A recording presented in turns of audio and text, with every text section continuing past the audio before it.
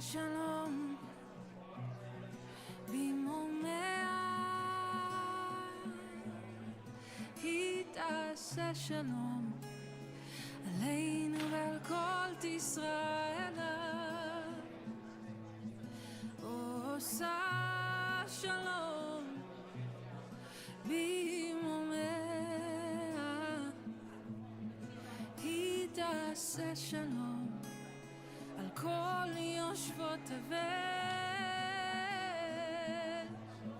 עושה שלום היא תעשה שלום היא תעשה שלום ואמון אמן עושה שלום היא תעשה שלום היא תעשה שלום ואמון אמן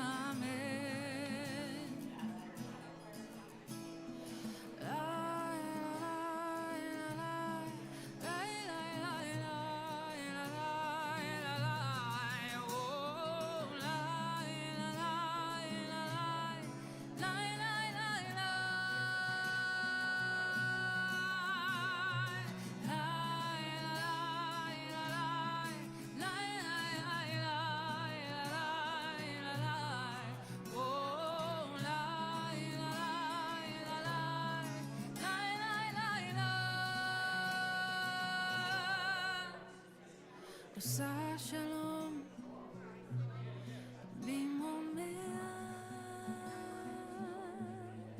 היא תעשה שלום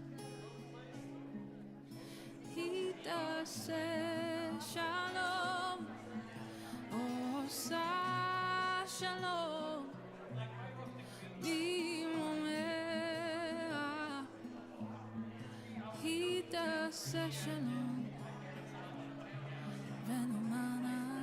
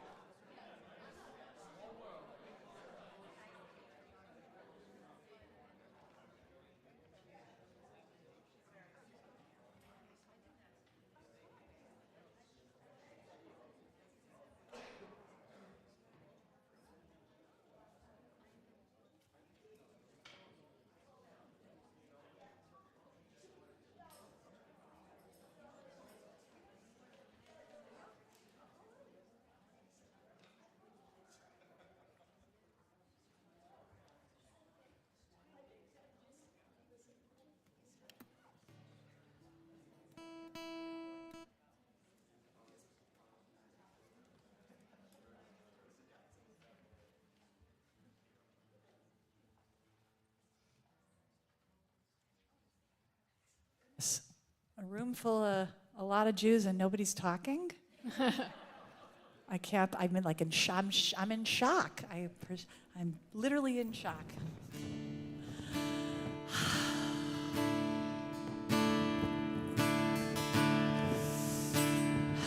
Now I'm breathing. Are you breathing? Mm-hmm. Shabbat Shalom, everyone.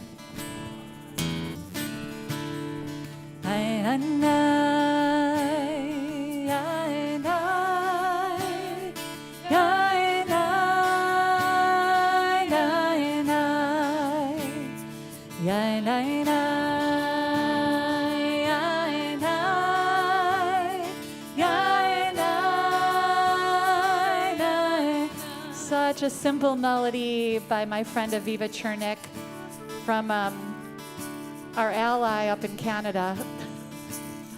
She wrote this beautiful melody for Shalom Aleichem. And she says, Boi Kala, welcome, bride. So welcome, brides and grooms and everybody in between to your Shabbat. I hope you make it what you want. Boi Kala. Boi Kala. Boi Kala. Boi Kala. Boi Kala. Boi Kala. Boi Kala. Boi Kala. Boi Kala. The words to Shalom Aleichem are on page 14 in your suggested path for spirituality, we like to call the Siddur prayer book. We'll just be focusing on the first words. Shalom Aleichem, Malachei Hasharet. Welcome angels. Welcome, Malachei Hashalom. Welcome angels of peace. Shalom Aleichem, Malachei Hasharet. Shalom Aleichem, Malachei Hashalom. Shalom Aleichem, Malachei Hasharet. Shalom Aleichem, Malachei Hashalom.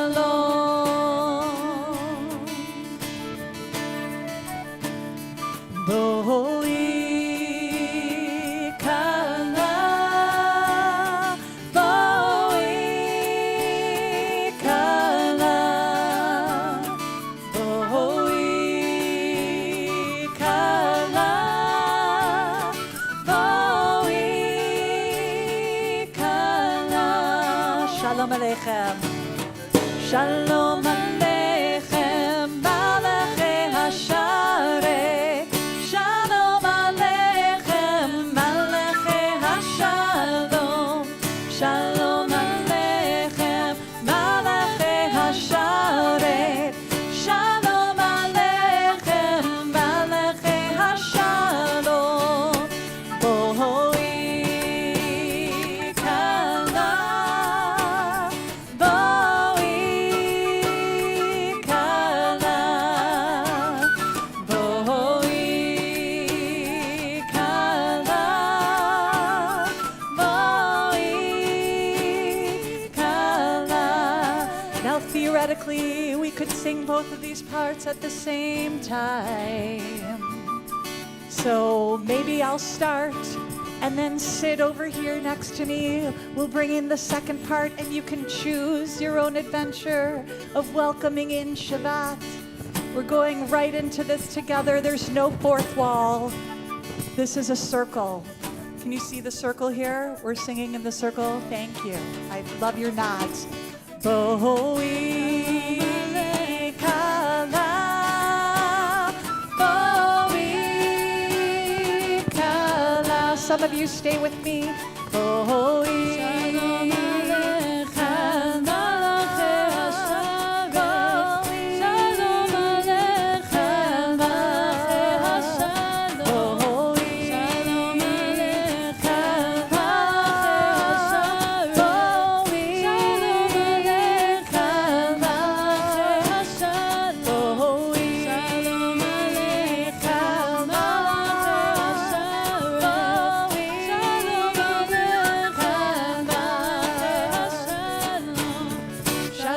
Aleichem, Malachei HaShabbat.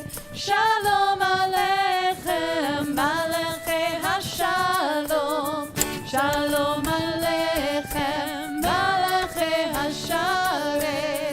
Shalom Aleichem,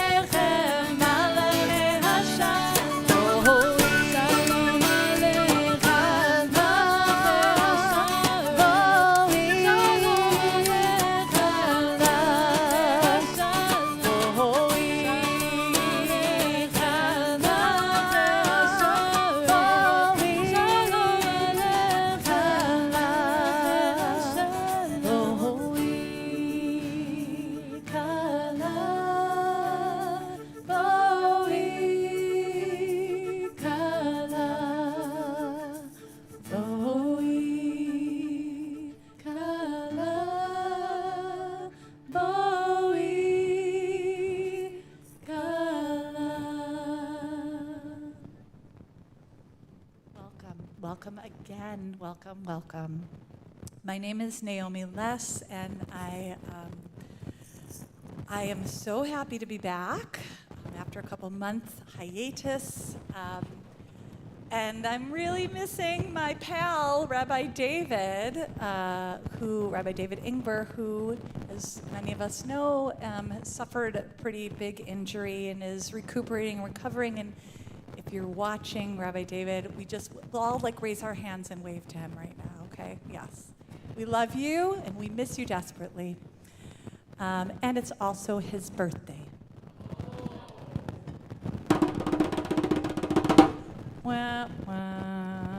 Yeah, so we really are just sending him a ton of love. And I'm so delighted to be here with Glenn and with Elsa and with Sid to bring in Shabbat together. So, welcome. We are here at the end of March. Tonight is a really, really special night. A, it's Shabbat. And B, it is a special Shabbat called Shabbat HaChodesh. And Shabbat HaChodesh is the Shabbat before the new month starts. Fun fact, anybody know what the next Hebrew month is coming up? Nisan. So that's everyone's favorite, right? Because in the middle of Nisan is Pesach. We can't wait for the matzah, but we also can't wait for stories of redemption. And here we find ourselves in the traveling of time. And so our great storytelling, literally our MO for being Jewish, is coming up this month. We were strangers, we're kind to the stranger. We were oppressed and freed and redeemed, so we help those who are oppressed and free them and redeem and help with their redemption as well too. We recall the past, we live in these cycles, the moon cycles. And so that's kind of where we are. We are in the cusp. And I think I live in Brooklyn, and Brooklyn is about to burst into bloom. Is it happening yet here? I haven't been in Central Park yet. They literally just burst out. So I'm so excited. This is my favorite time of year in the city. You know, when you're all like, why on earth would I live in New York? It's so hard. And then you're going through the winter, and then the city explodes into bloom, and you're like, that first spring day, right? So here we are. We're in that anticipation. And I think that optimism and looking forward and looking ahead, I'm going to just hint towards our conversation later on tonight with our esteemed guests tonight, looking to the future and forecasting what is to come. How can we turn challenge into possibility and opportunity? So we're here to really celebrate possibility tonight, and story and community, and keep the main thing, Shabbat. Shabbat. We're here to really welcome Shabbat and let go of the week. And so we'll do that through a few different psalms, and I want to invite you to turn to page 16, where we have a beautiful love poem, a gorgeous love poem that in the middle of the page you'll see in the bold is this beautiful, beautiful line taken out of Yedid Nefesh that talks about revelation. What will be revealed? What will be Higala, now reveal? Please bring revelation to me. And so I just want to invite you tonight, perhaps that is all you need tonight, is to allow yourself to find some sort of revelation. It could be a smile from someone. It could be an exhale that you didn't realize you've been clenching your teeth for the last 3 days and all of a sudden your jaw relaxes. Whatever the revelation is for you, maybe there's a spiritual moment that you have or a word that you connect to. I want to invite in the opportunity for revelation and to spread over us a sukkah of peace, Sabbath peace. Higalena.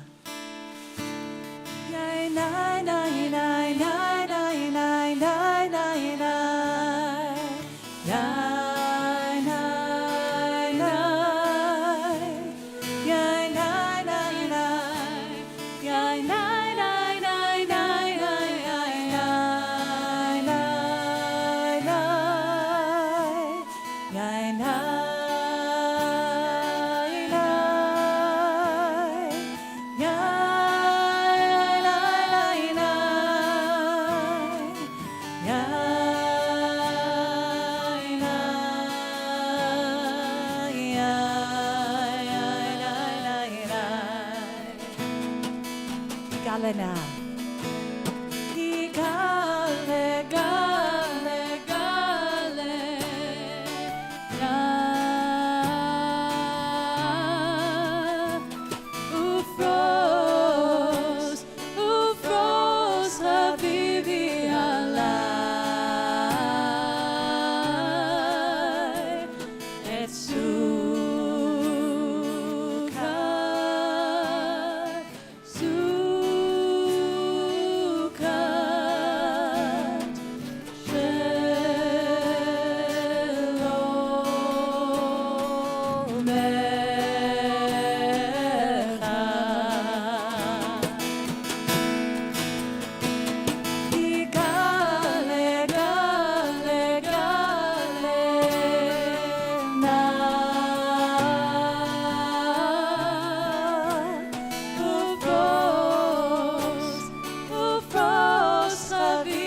Et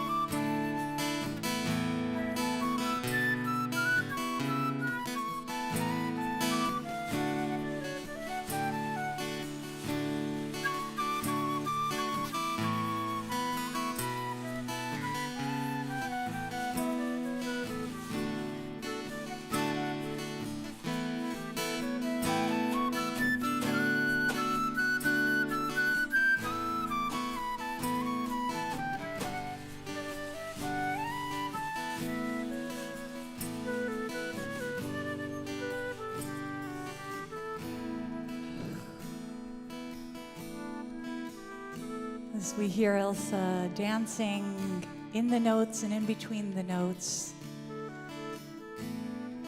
I want to invite in a letting go of the week. My daughter has a really delicious blanket. It's really soft. It's like one of those kind of like velvety, like if you pet it this way, it's really soft, and then if you pet it the other way, it's not as soft. I don't know what material that is. It's like a fleecy kind of thing. And when I put her to bed and lay that lay that blanket on top of her. I always imagine this prayer, Sukkot Shlomecha, like it covers her like a soft blanket, a sukkah of peace. And so I wonder if you can invite in an exhale, a true exhale from the week. And in order to do a really big exhale, you have to take a pretty big breath in. And let it out. Maybe even one more to allow a sukkah of peace to spread over you in your own time. Or there was constriction or a fight, or you didn't get something done you wanted to, or annoying spam telemarketers, whatever it is. Inhale and release it. You don't need it. You're here. You're exactly where you're supposed to be. Nothing else except for this moment. One more inhale and exhale.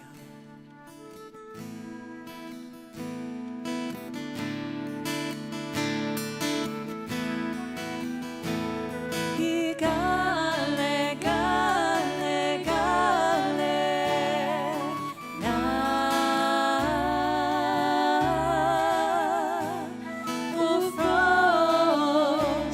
ufros avivi alai et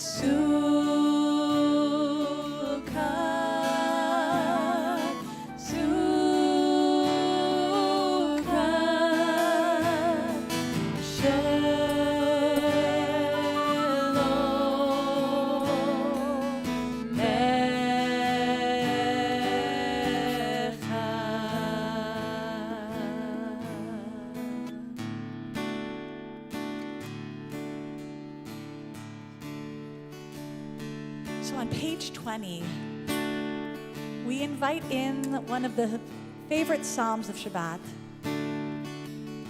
a new song. And it's funny because this is a tune that we know, many of us are very familiar with this tune, and this psalm is very old. It is one that we have explored and sung since the beginning of the Kabbalat Shabbat experience, and yet it says, Shir l'Adonai Shir Chadash, sing a new song.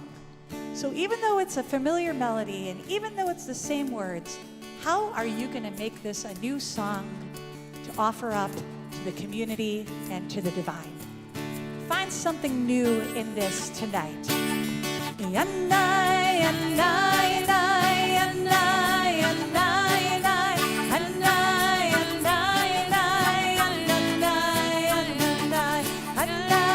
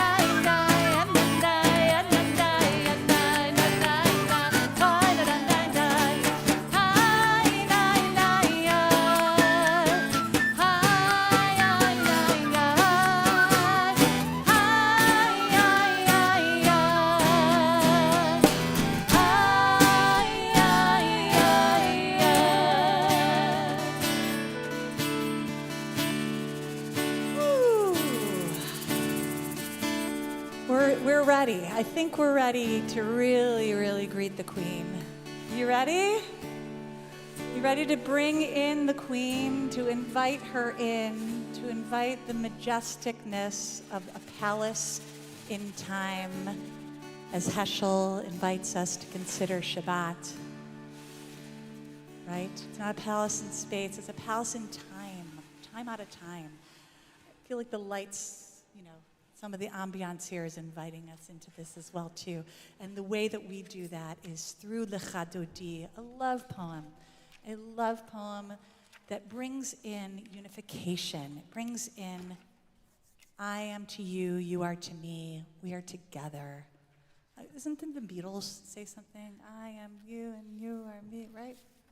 Something like that. So we're really inviting in the opportunity to be together tonight. So on page 32, we'll really greet the Queen.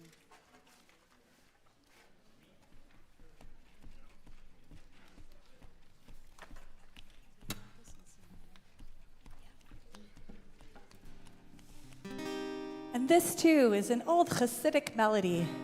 We're bringing old, we're bringing new. Did anybody find a new thing that they discovered in their Shir Ladonai Shir Chadash? What newness did you find tonight? Anybody want to share? Did you find something new in that last psalm? Don't be shy. Joy! Yes. Oh, you're all break that fourth wall. I found something new in it. I love listening to Sid sing. It just lifts me. Their voice just takes me to the heavens. Anybody else find something new in that last psalm? Compassion. Thanks, Joe.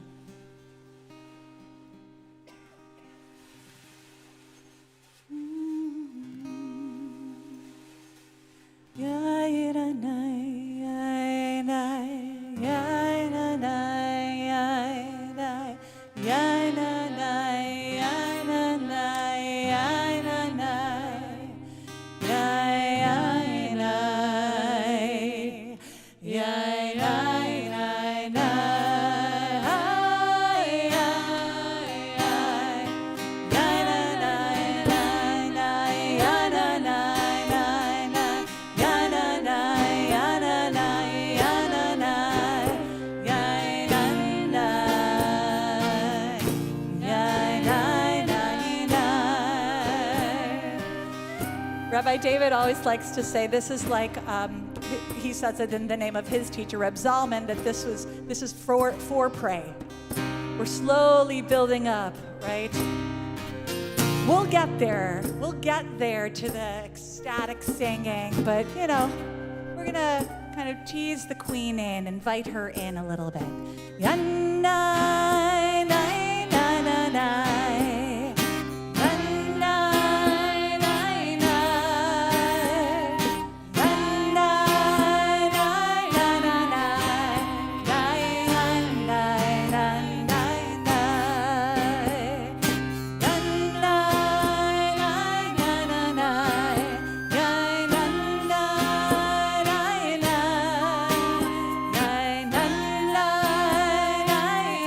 Na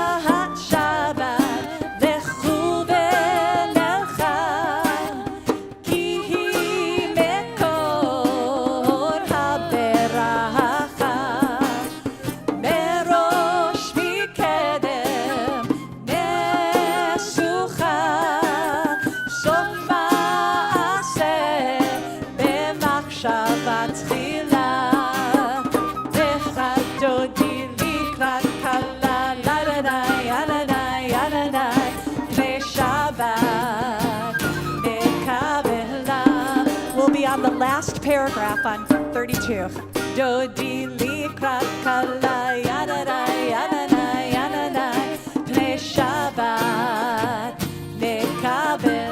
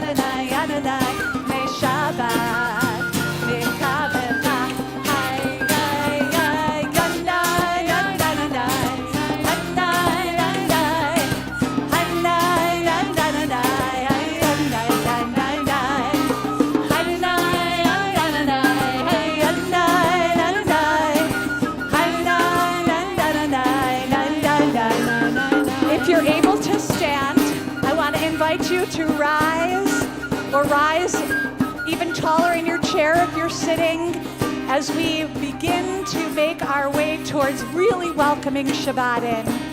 Some people's custom is to actually face the door and invite in the Queen. Some people's custom is to face each other and invite in the majesticness of every single person that you meet.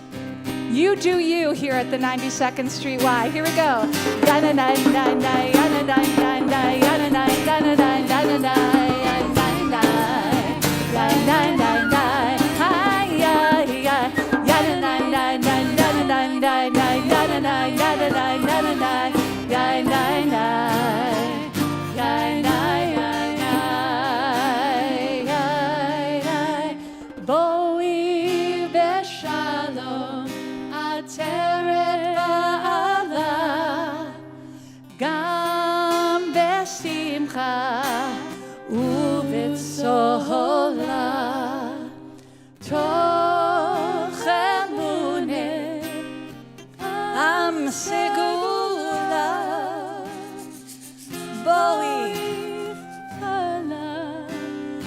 Shabbat HaMalka.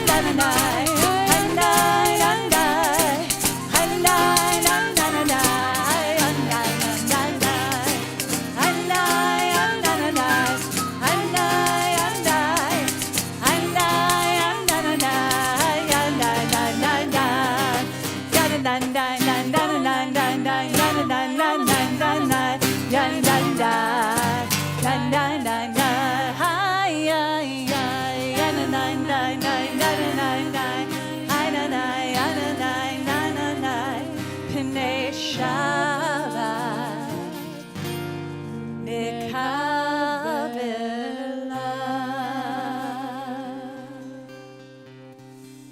And with as much intention and thought as you rose, I want to invite you to re-find your seat.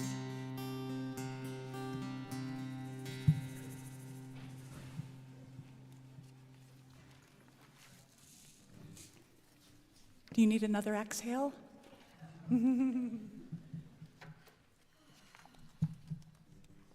Just take a short breath here, a short break before we're going to rise again in just a moment, but just to kind of re-ground ourselves in this Shabbat, just for a moment.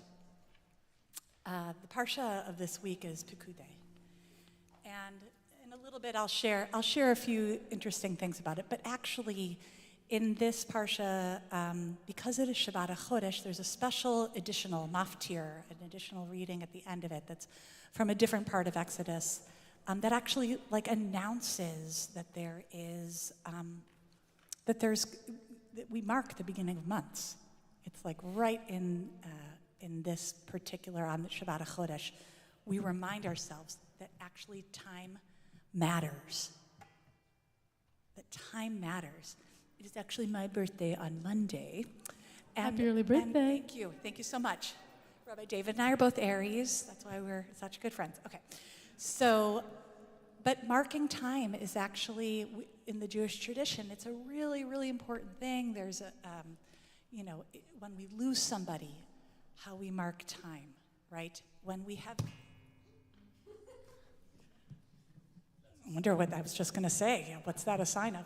When we have moments in our lives that are really important, we mark time.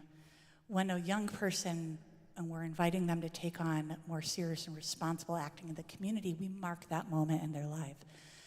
We're very Ferris Bueller about this, if you remember that movie. If you don't stop and really like mark that time and smell the roses, then it just becomes all of one. And I just want to, again, re-ground us in that is what we have every single week.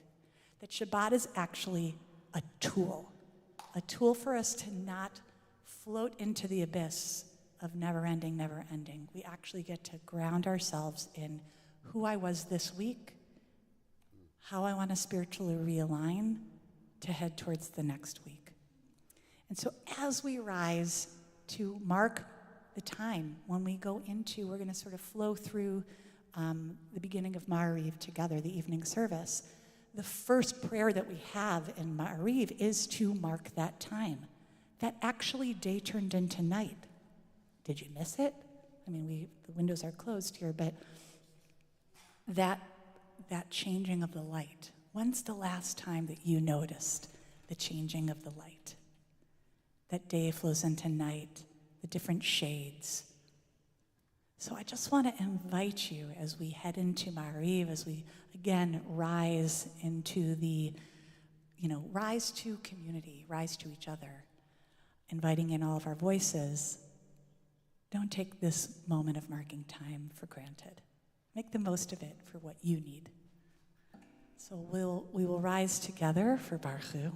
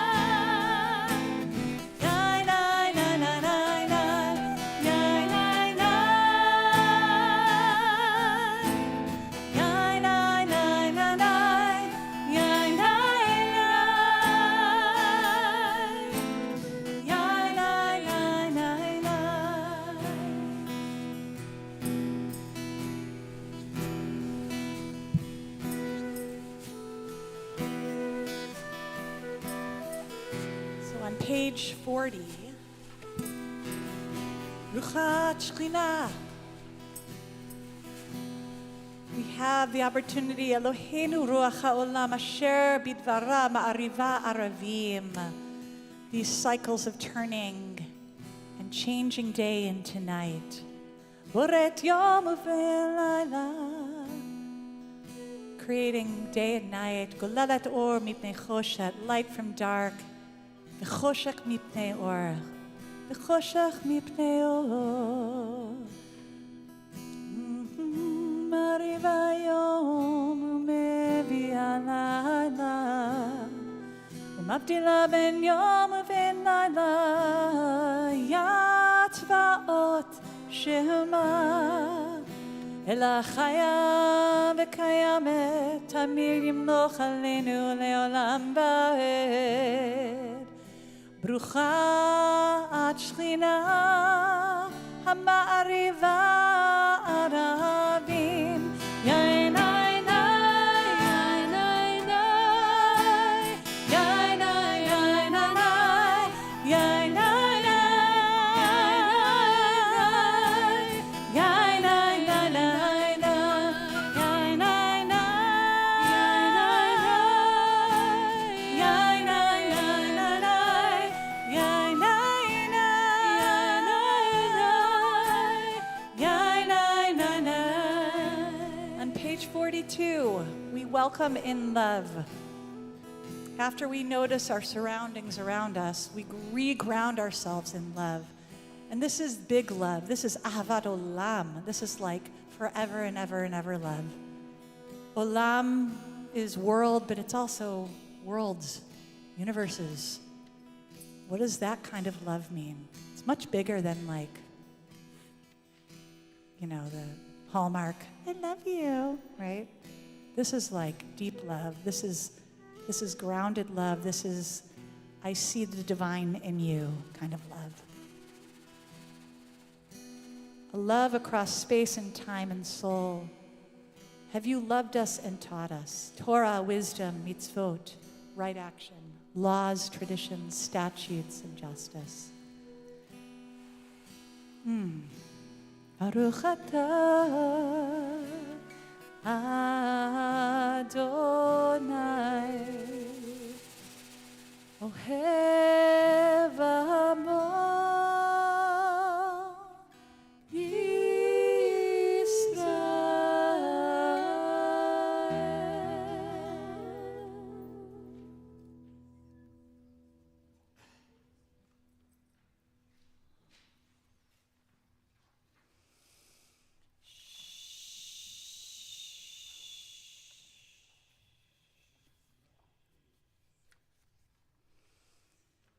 Shema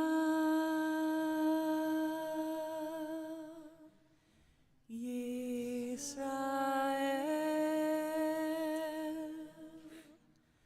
Adonai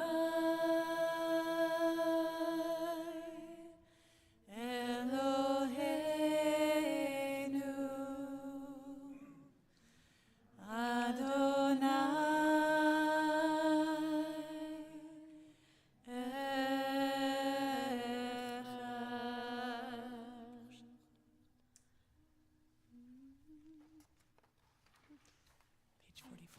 V'ahavta et Adonai Elohecha v'chol levacha uv'chol nafshecha uv'chol meodecha V'hayu hadvarim ha'ele asher anochi mitzavecha hayom alevavecha v'shinantam levanecha v'dibartam bam v'shivtecha b'veitecha uv'letecha v'derech uv'shochpecha uv'kumecha ukeshartam leot al yadecha v'hayu l'totafot b'neinecha uchtavtam al mezuzot beitecha uvisharecha. So the things that we are finding that are core to our life, Torah that is grounding us. It's helping us make ethical decisions. It's helping us to find our path, our pathways of peace in life. It's not just for us. We pass this to the next generation. And it's not just in our words. It's not just in school. It's when we're walking on our way. It's when we model for young people, for people younger than us. This is a full-bodied Torah, and it needs to be full-bodied, shared with others. So we join on page 48, about 4 lines from the bottom.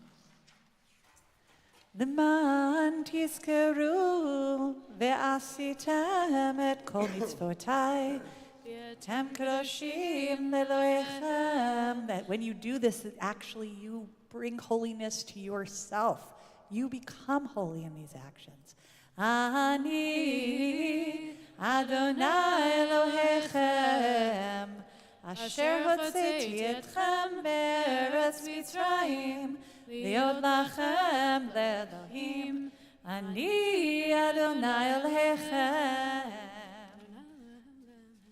אדוני אלוהיכם אמת. And that's right, that reminders at the end of the Shema of that bringing out from Egypt, of that redemption from the narrow place, from Mitzrayim, from tsar, from narrowness. The word tsar in the heart of the word Mitzrayim is, can we open our blinders? Can we open our hearts? Can we constrict less and invite in more? And as we head into the Michamocha, and we remember every single Shabbat redemption on page 53, we remember in this reading of Exodus 12 that we're going to, in shuls near you across the world, they will read tomorrow morning that as we mark this month as the beginning of months, it shall be the first of the months of the year for you. So, AKA, even though we're in this 10th month, it's also a New Year's. Nisan is also, we have like 4 New Years. I mean, it's like insane. But it's great. We're marking time. We're not letting the whole year pass before we can have another opportunity to renew ourselves and help renew and restore the world. And it says, speak to the community leadership of Israel and say that on the 10th of this month, you're going to take a lamb to each family, a lamb to a household. We are preparing, and Rabbi David and I were actually talking about this morning, we're preparing for that, the doorpost thing, right, on Passover. Everybody, familiar with the blood on the door, right? Okay. This is happening on the 1st of the month. So they're taking a lamb, slaves are taking a lamb into their homes and hanging it out there until the time when it's time to put on the doorpost. So this is like a secret coordinated revolution that's happening. I mean, I've never thought about this before, how they keep that quiet, how many people needed to coordinate that. It's real unity of purpose, and that everybody has a stake in it. I mean, or lamb in it, steak, lamb chop. Okay, too much. And then here's where we get to the piece that's connected to what we're about to sing for Michamocha. Rabbi David does one devar. I do little nuggets of Torah throughout. So a little different style. So I hope you're rolling with me on it.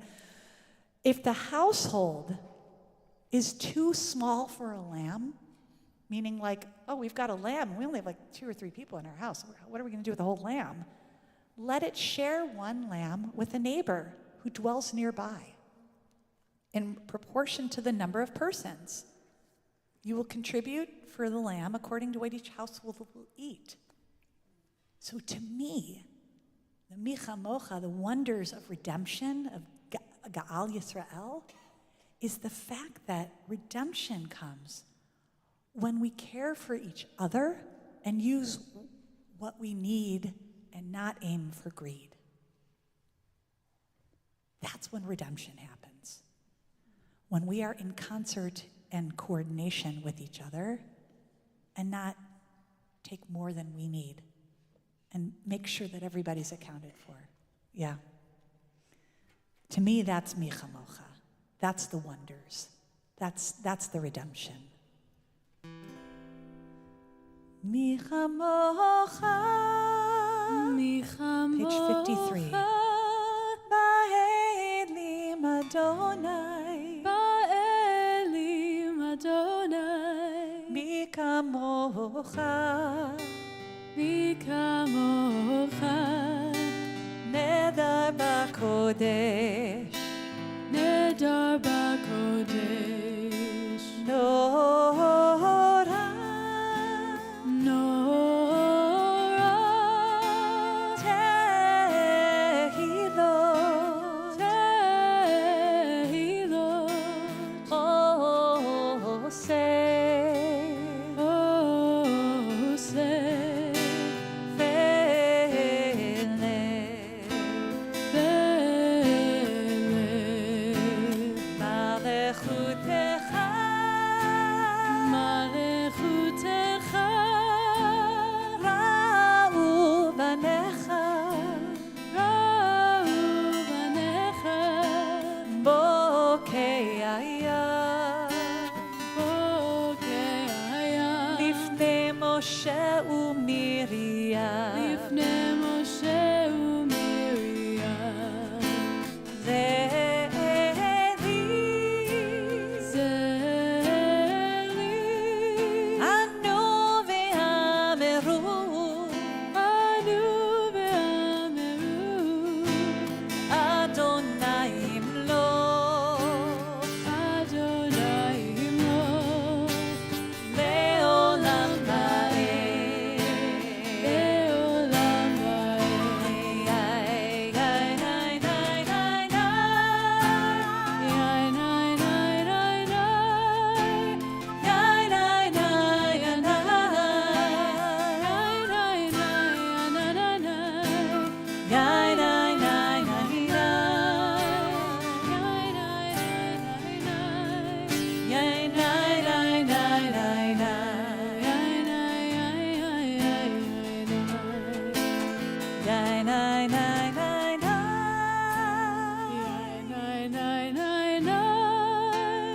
Ay, ay, ay, ay, ay. Yai, nai, nai, na, na, na. Baruch atah Adonai, Baruch atah Adonai. Ga'al Yisrael. Ba'al Yisrael.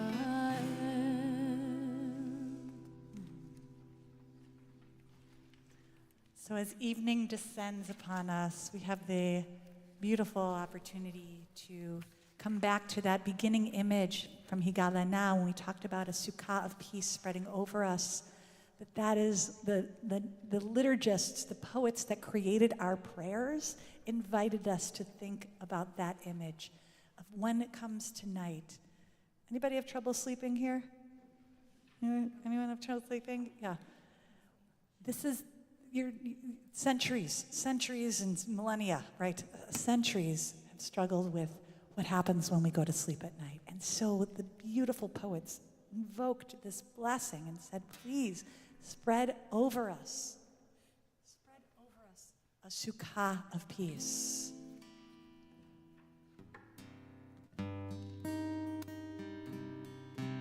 Hashkivenu, lay us down in peace. Author of the stars, Hashkivenu Adonai Eloheinu l'shalom, v'hamidenu malkeinu l'chaim. Page 54. Ufros aleinu sukkah,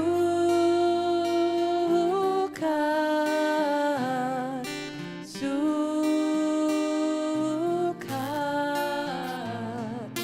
shel nomecha. Ufros aleinu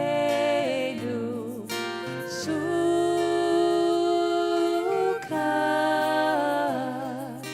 sukkah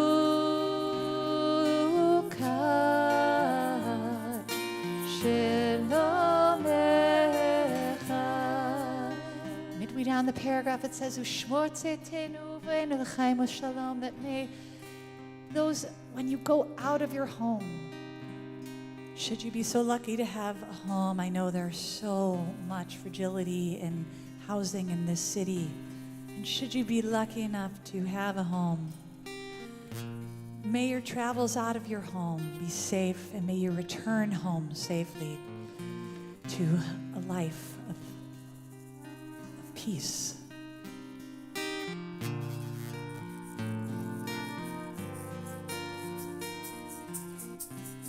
Baruch atah Adonai haporei sukat shalom aleinu. Spread night's tranquil canopy over us, over all people. Ve'al kol amo Yisrael, ve'al kol yoshvei tevel ve'al Yerushalayim.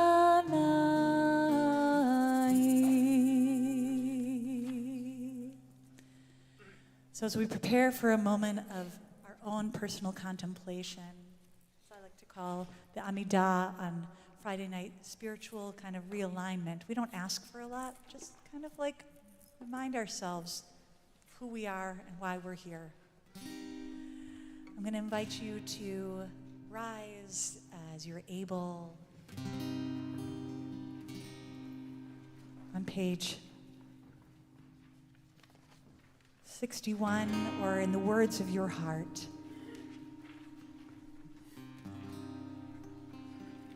Adonai Sifatai Tiftach Ufi Agid Ufi Agid Tehilatecha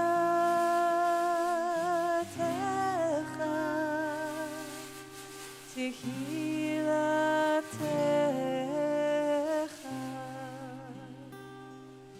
Tehilatecha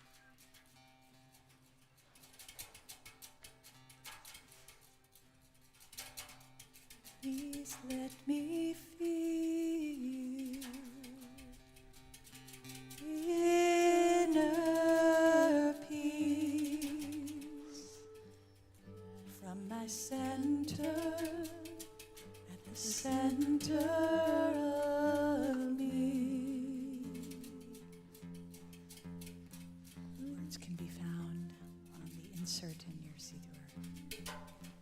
Please let me feel inner peace from my center at the center of me. My heart is open. I am aware. Give me the knowing of love, love, love. My heart is open. I am aware. Give me the knowing of love, love, love.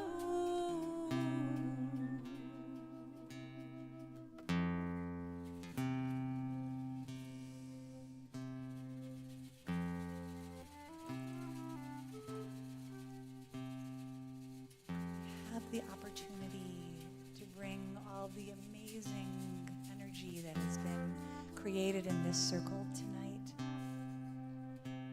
not only to be contained here for us to luxuriate in, but to also send that upwards and outwards to people who may need a good wish of healing. As there is a lot of pain in the world, and probably to somebody you know that may be suffering from pain or illness or heart sickness. So the ancient words that we have that come from Moses when he asked for healing for his sister are Ana, Elna, Rifa, Na, La. I'm going to invite you to actually, if you have somebody that you're thinking of, to maybe turn to your neighbor and just mention their name out loud so that someone can bear witness to the good wish that you're sending to somebody that you know who needs healing.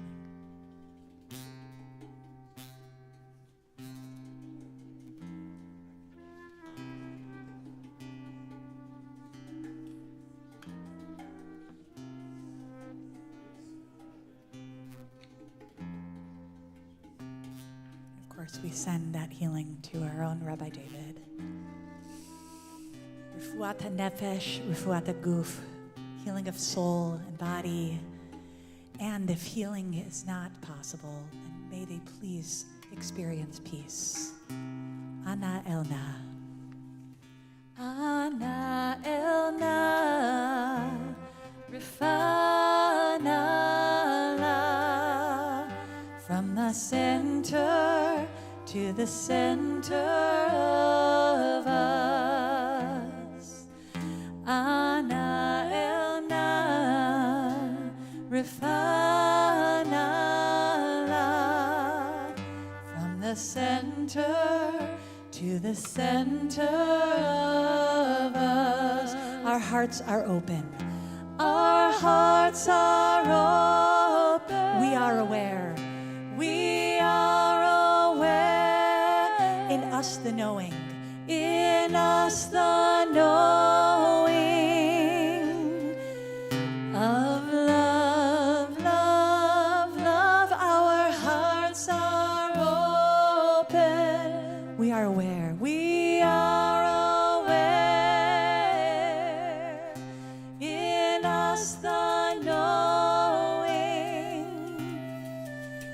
of love, love, love. Ooh, ooh,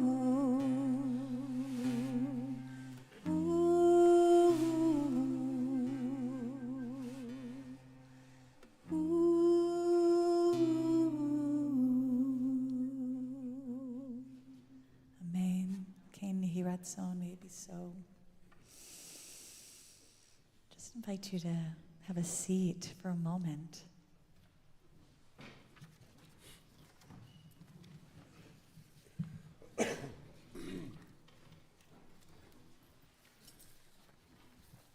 be remiss if I didn't mention the first part of the Torah portion, not just the maftir, the end part too. In the first part of the Torah portion are two of like my favorite characters in the Torah, Bezalel and Oholiav. They are the artists. So I get excited anytime, and this is, obviously we are in an artistic cultural center. More on that later, right, David and Seth, okay? But I love anytime that Bezalel and Oholiav, who are the people who are responsible for making the big project, the artistic project of the Mishkan happen. They were embodied and imbued with a holy, creative spirit, a ruach Elohim, and they made this vision come to fruition. But this parsha, Pekudei, actually, my father, Bob Less, may his memory be blessing, Olev Shalom, he was an accountant. He would love this portion. Pekudei is really an accounting, a remembering, an accounting of what were all the things that were donated and how were they used. See, in the Torah, there was wild accountability of every single piece of silver, every single piece of gold or precious metal that was used. I mean, literally, they say these are the records of the tabernacle. Very transparent. I love it, right? Accountability to the people from whom they collected money and offerings, supplies, gold, silver, and 1,775 shekels. I mean, it's unbelievable that there was this level of meticulousness, that people knew where their money was going and for what it was being used. And, the silver was used for casting the sockets and talents, and a talent a socket, and then the shekel, those 1,775 shekels for hooks on the posts. It's amazing, right? And the copper, 70 talents and 2,400 shekels used for the sockets, for the entrance of the tent of the meeting, and for the copper altar, and for the grating, right? And for the utensils, all those sacred objects that helped all the sacrifices and all the preparation for that to happen. And also for the sockets around the enclosure, around the gates, the pegs of the tabernacle, everything. It's remarkable. I'm not going to get political, but I am kind of giggling about this current moment that we're in right now and the level of accountability we have right now to make sure that, that the community project is actually like what they said it was going to be. But here's the remarkable thing, okay? At the end, it says, just as Adonai had commanded Moses, so the Israelites had done all the work.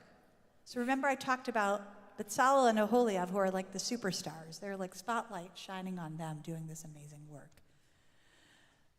But then it says the Israelites had done all the work. They brought in all the contributions, however their heart moved them, and they worked so hard on this. And when Moses saw that they had performed all the tasks, Moses blessed them. So the blessing came not from Oholiav and Bezalel's work. It said every person who did that part, their part, that's when the blessing came. And to me, as I live in this current moment right now, in this city, in this country, as a Jew, I can't count on Oholiav and Bezalel to do all the work.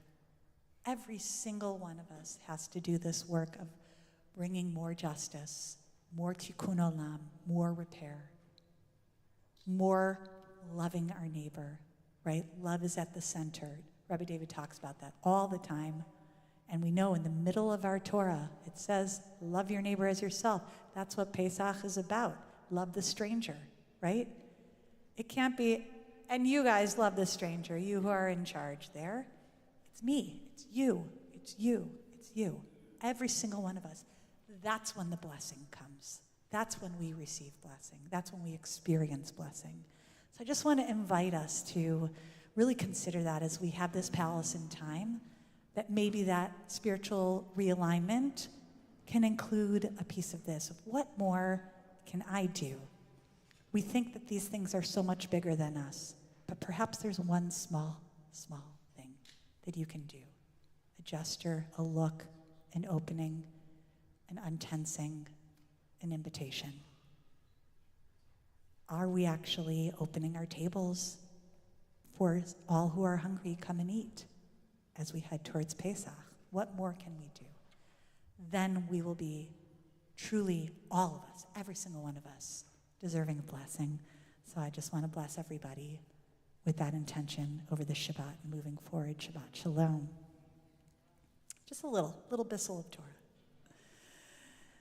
So we're going to be rounding out our experience, our time together. On page 83, this is where that comes into action. It's part of the Elena, which says it is actually on us to do this. It is on us to create more tikkun olam.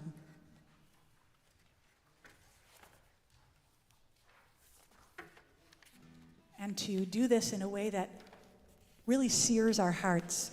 In the middle of the page, the hashevota el levavecha, to actually allow that to penetrate into our hearts. V'hashevota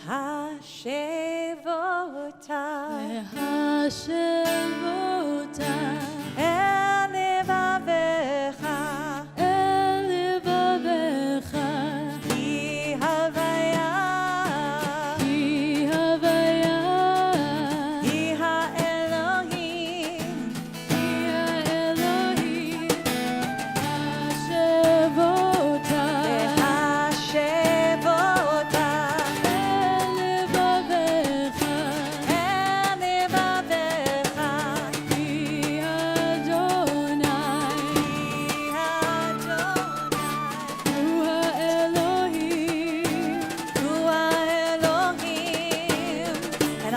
page you can find the oneness of all of this work together on the bottom of page 85. May we find that unification, and may on that day, may that oneness bring us all together. V'ne'emar, v'ne'emar.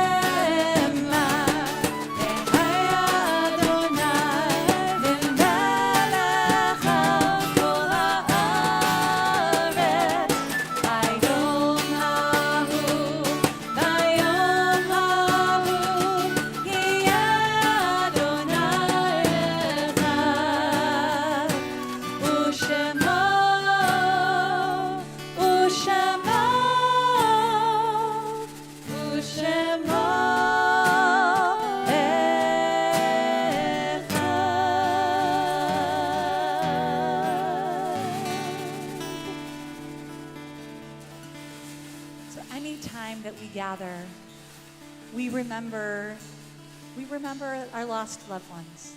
We end every single time we gather with memory. The Mourner's Kaddish can be found on page 121. And I just want to invite anybody who is currently experiencing a recent loss or commemorating a yortzeit of a loved one to rise. Let us acknowledge you. And maybe you would share the name and relationship of the person that you're remembering. Father.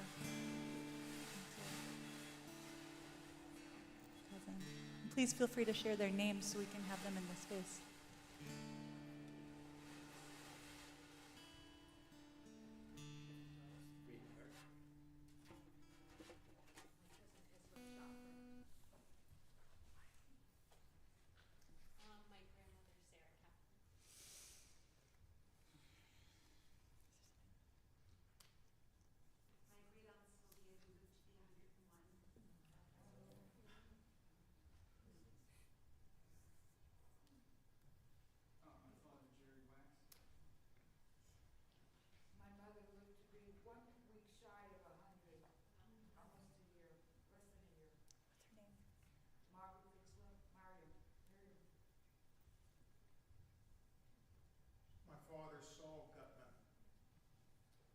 My friend Timothy Hahn.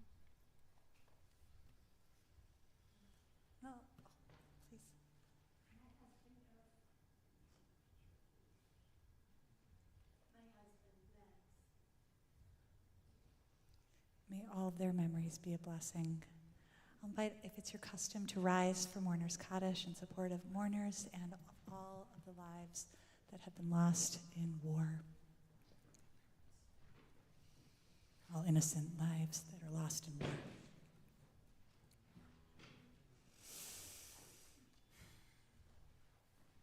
Yitgadal v'yitkadash shmei Rabbah be'alma divrach chiyutei ve'amlich malchutei v'chayechon uvyomechon uv'chayei d'chol Beit Yisrael ba'agala u'lizman kariv v'imru amen. Yehe shmei Rabbah mevorach le'olam omei omaya. Yitbarach v'yishtavach v'yitpa'ar v'yitromam v'yitnaseh. V'yithadar, v'yit'aleh, v'yithalal, shmei d'kudsha brichu.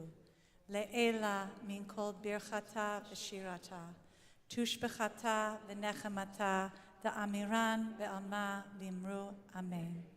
Yehe shlama Rabbah min shemaya, v'chaim aleinu ve'al kol Yisrael, ve'al kol yoshvei tevel v'imru amen. Usa shalom. Shalom aleinu ve'al kol Yisrael ve'al kol yoshvei tevel v'imru amen. Yanai, yanai, yanai, yanai, yanai. Oh, yanai, yanai, yanai, yanai. On your insert are the words.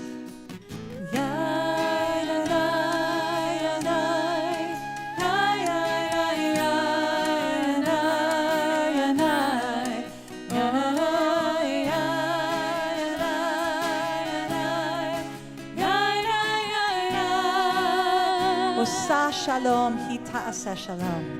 Osa shalom, hi ta'aseh shalom. Hi ta'aseh shalom, ve'emorna amen. Osa shalom, hi ta'aseh shalom. Hi ta'aseh shalom, ve'emorna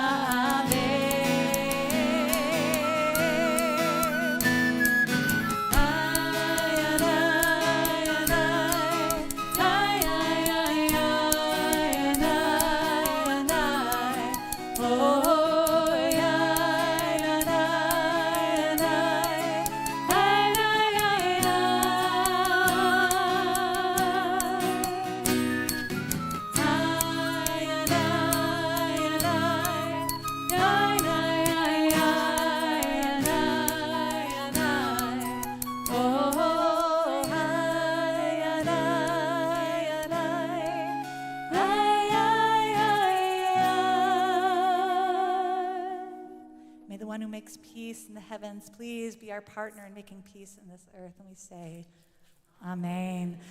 So, Shabbat Shalom, everyone. Remember how we came in? Anything shifted since you walked in? Yeah? So I just want to take a moment of gratitude before we round out our time together and bring in delicious food for our ONEG, our celebration of joy and simcha, of happiness and love and light. I want to thank first and foremost the amazing team here at the Bronfman Center, specifically Jacob and Sharon and the whole crew, and Andres and Dave up, back, forwards, behind this wall and up there in every direction. Thank you so much for the beautiful work you did both to set this gorgeous space up and for sustaining us and feeding us tonight. I want to thank these incredible, and feel free, you can applaud for everybody. Feel free. Glenn Grossman on the drums. And we have Elsa Nielsen on the flute, inspiring us. And Sid Bakal joining us with their sacred sound, their voice uplifting. And again, Rabbi David, we love you. We're sending you a big heart and a big wave to you and wishing you healing. We can't wait to have you back. Here's what's going to happen next.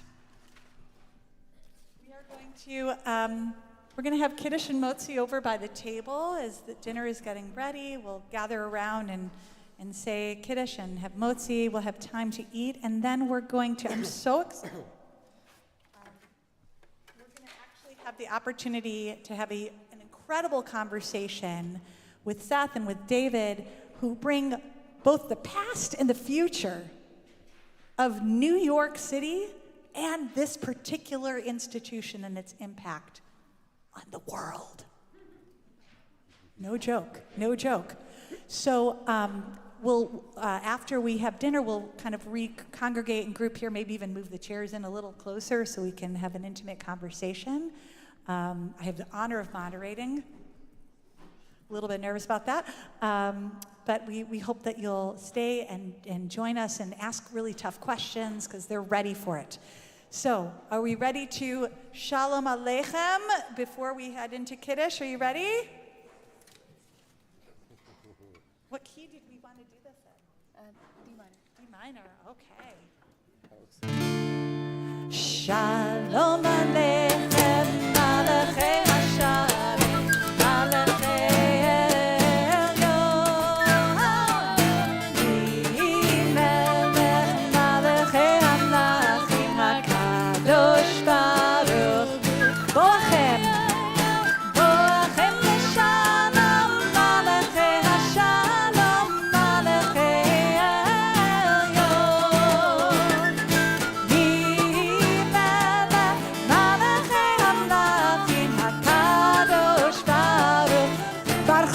Shalom, Barchuni l'Shalom, Malachei Hashalom, Malachei Elyon, Yehi Melech, Malachei Hamlachim, Kadosh Baruch Hu. Zeichem l'Shalom, Malachei Hashalom,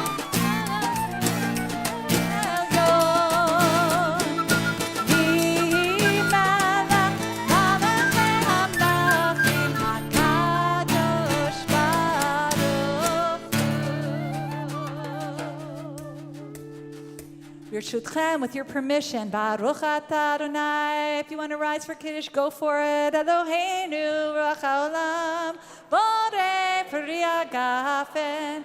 Baruch atah Adonai, Eloheinu, Ruach haolam, Asher kitshanu b'mitzvotav v'ratzah banu, b'shabbat kodsho, b'ahava u'ratzon imchilanu, zikaron lema'aseh bereshit, ki hu yom techila lemikra kodesh.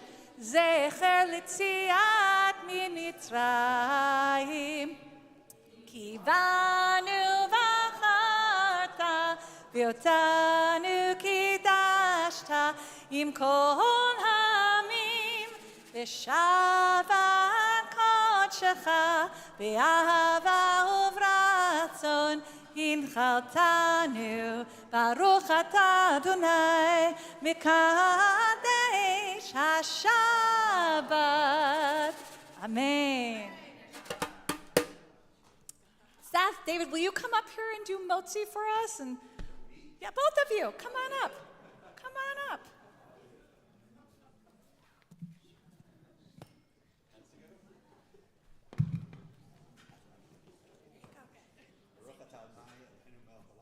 Motzi lechem min haaretz. Amen. Yes, take a piece, take a bite, and we're going to invite you to grab a drink, grab some food, and grab a person who, don't grab them, truly don't grab them, but to invite yourself into a conversation with somebody that you haven't met yet. Let's take a moment to break down boundaries and meet some new friends. Thank you so much, and Shabbat Shalom, B'tei Avon. Enjoy the ONEG.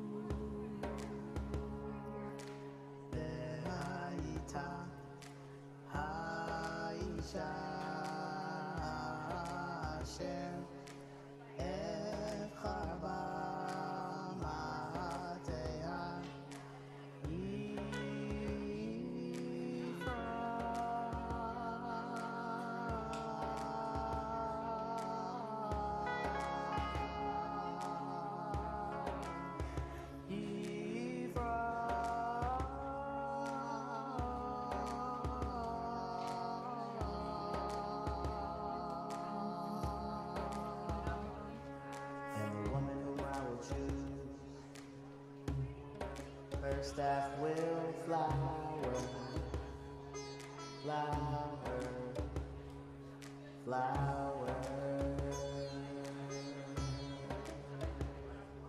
And the woman might choose. Her staff will flower, flower, flower.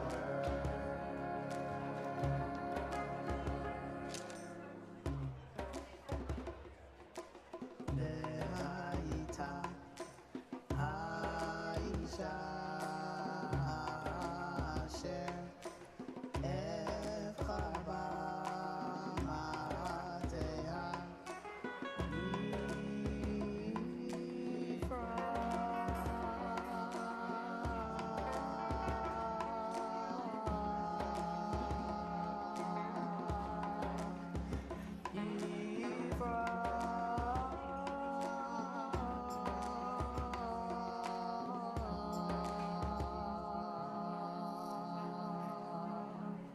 and the one who might choose.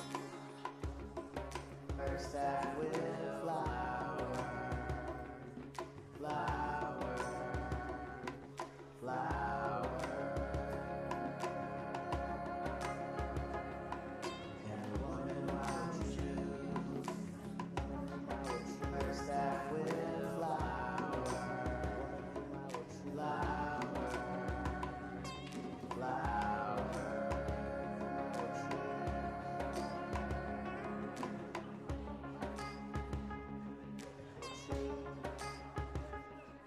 And the woman might choose. Her staff will flower, flower, flower.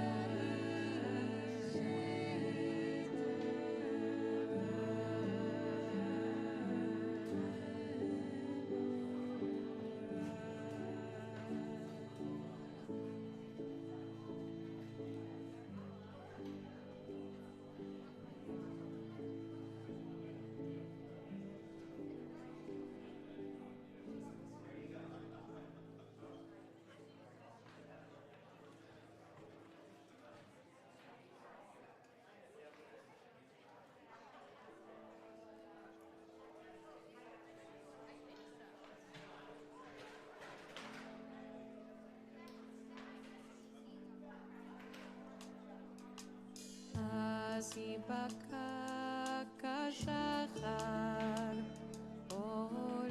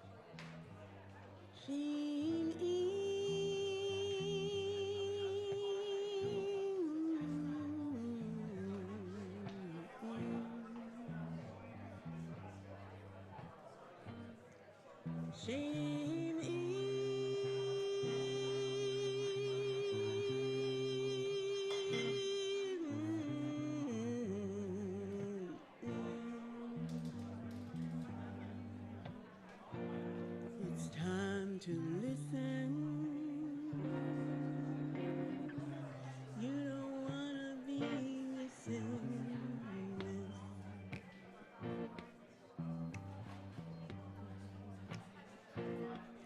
She needs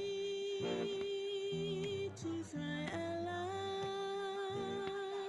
Jehovah Eloheinu,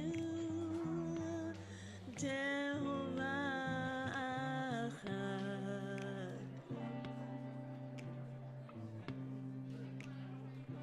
Jehovah Echad.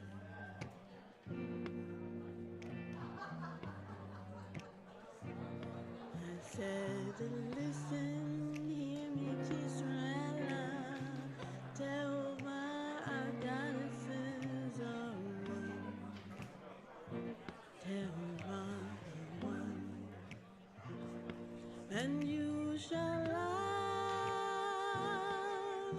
Jehovah your goddesses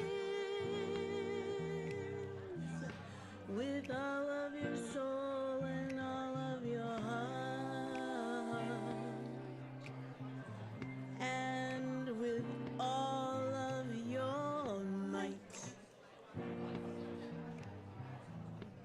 And these words which I direct you, hold them sweetly on your heart.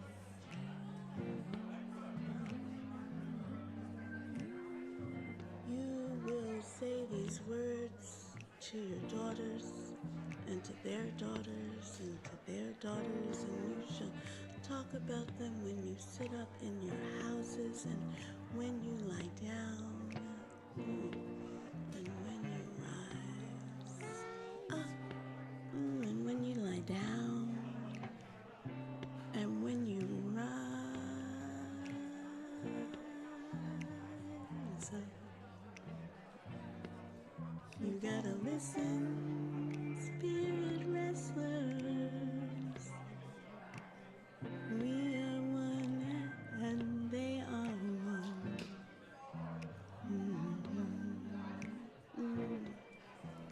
Be'ahaft et Tehovah Elahotayich b'kol levaveh ובכל נפשך ובכל מאודך.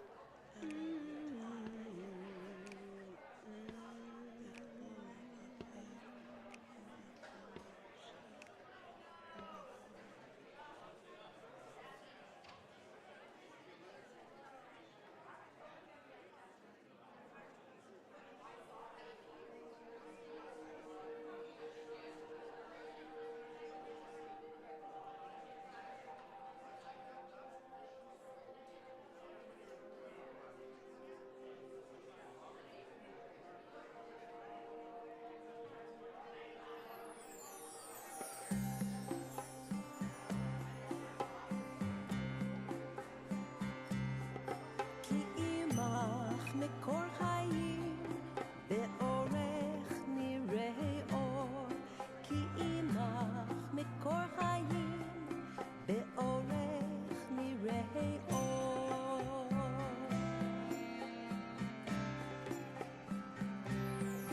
כי עמך מקור חיים באורך נראה אור, כי עמך מקור חיים באורך נראה אור, כי עמך מקור חיים באורך נראה אור, כי אורך מקור חיים באורך נראה אור.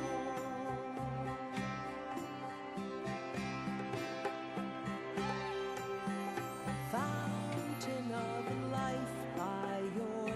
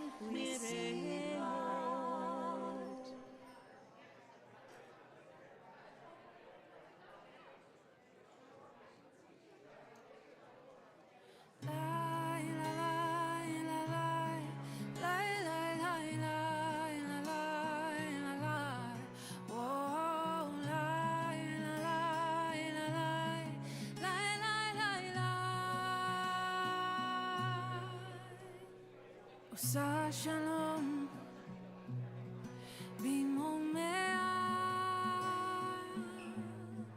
היא תעשה שלום עלינו ועל כל ישראל.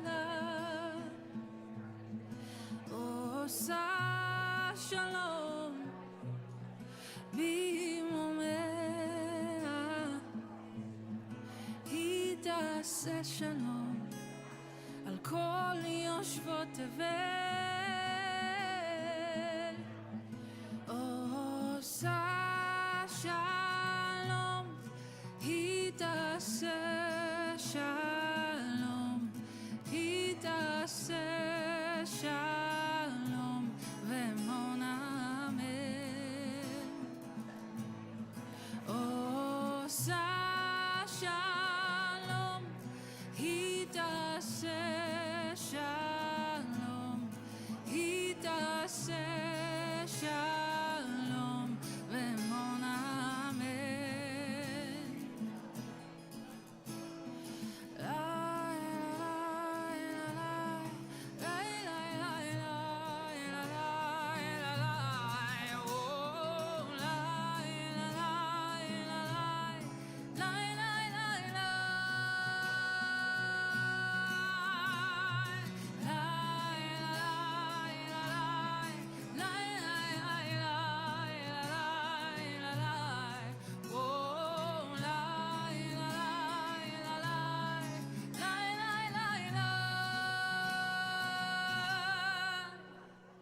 עושה שלום במרומיה,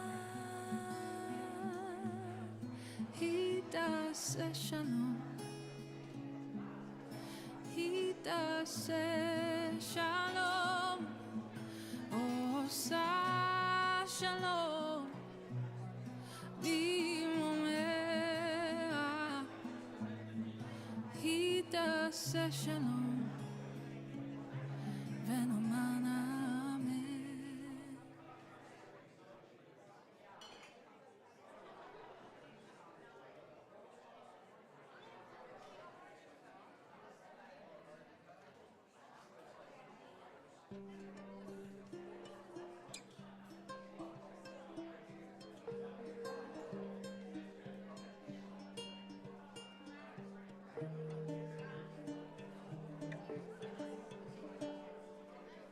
עץ חיים היא למחזיקות בה,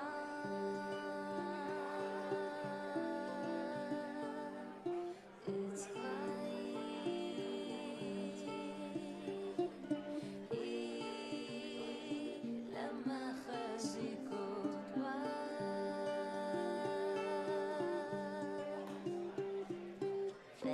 ותומכותיה מאושרות, ותומכותיה מאושרות.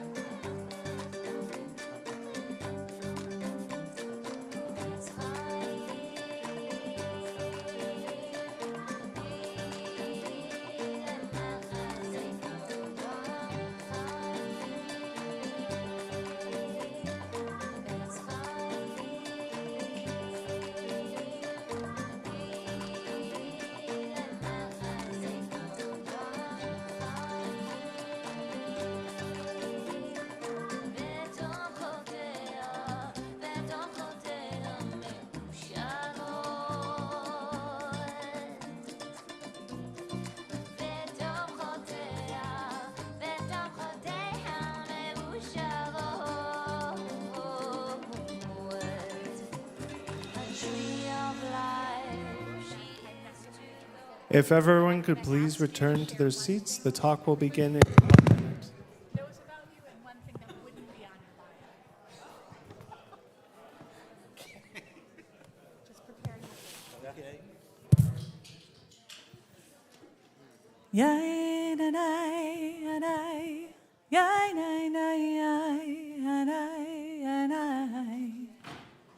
Hi, everyone. Shabbat Shalom. Such good sushi, right? You are so welcome to bring your drinks and bring your sushi up close and break free of these rows here. Bring your chairs on closer in so that we can have an intimate conversation. Okay, bye. And we'll just ask that if you're standing around a table, you definitely can listen from there, but we'll ask you to bring the chatter down. Thank you.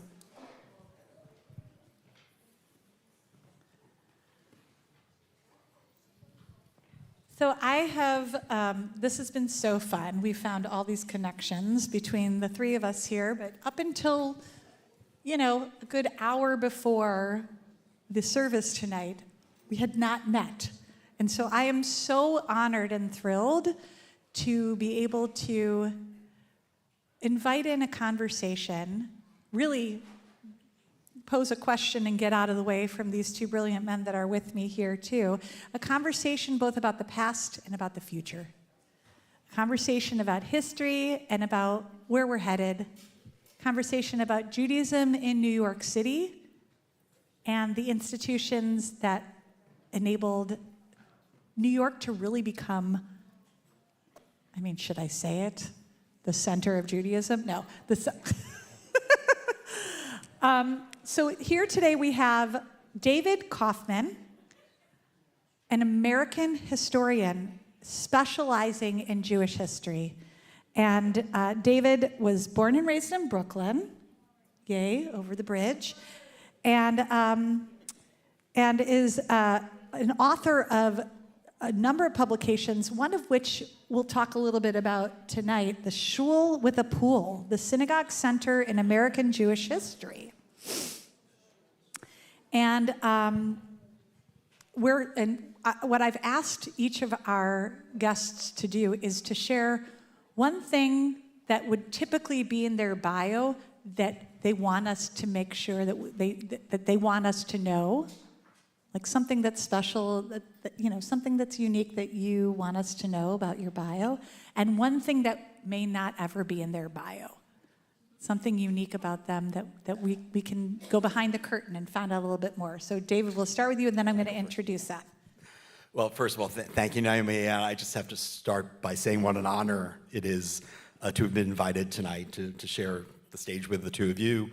These are two great Jewish leaders, two real machers in Jewish life. A macher is a mover and a shaker, people who really make the Jewish world go round. Unlike someone like me, I just know a lot. That's what I do. So, something about my bio?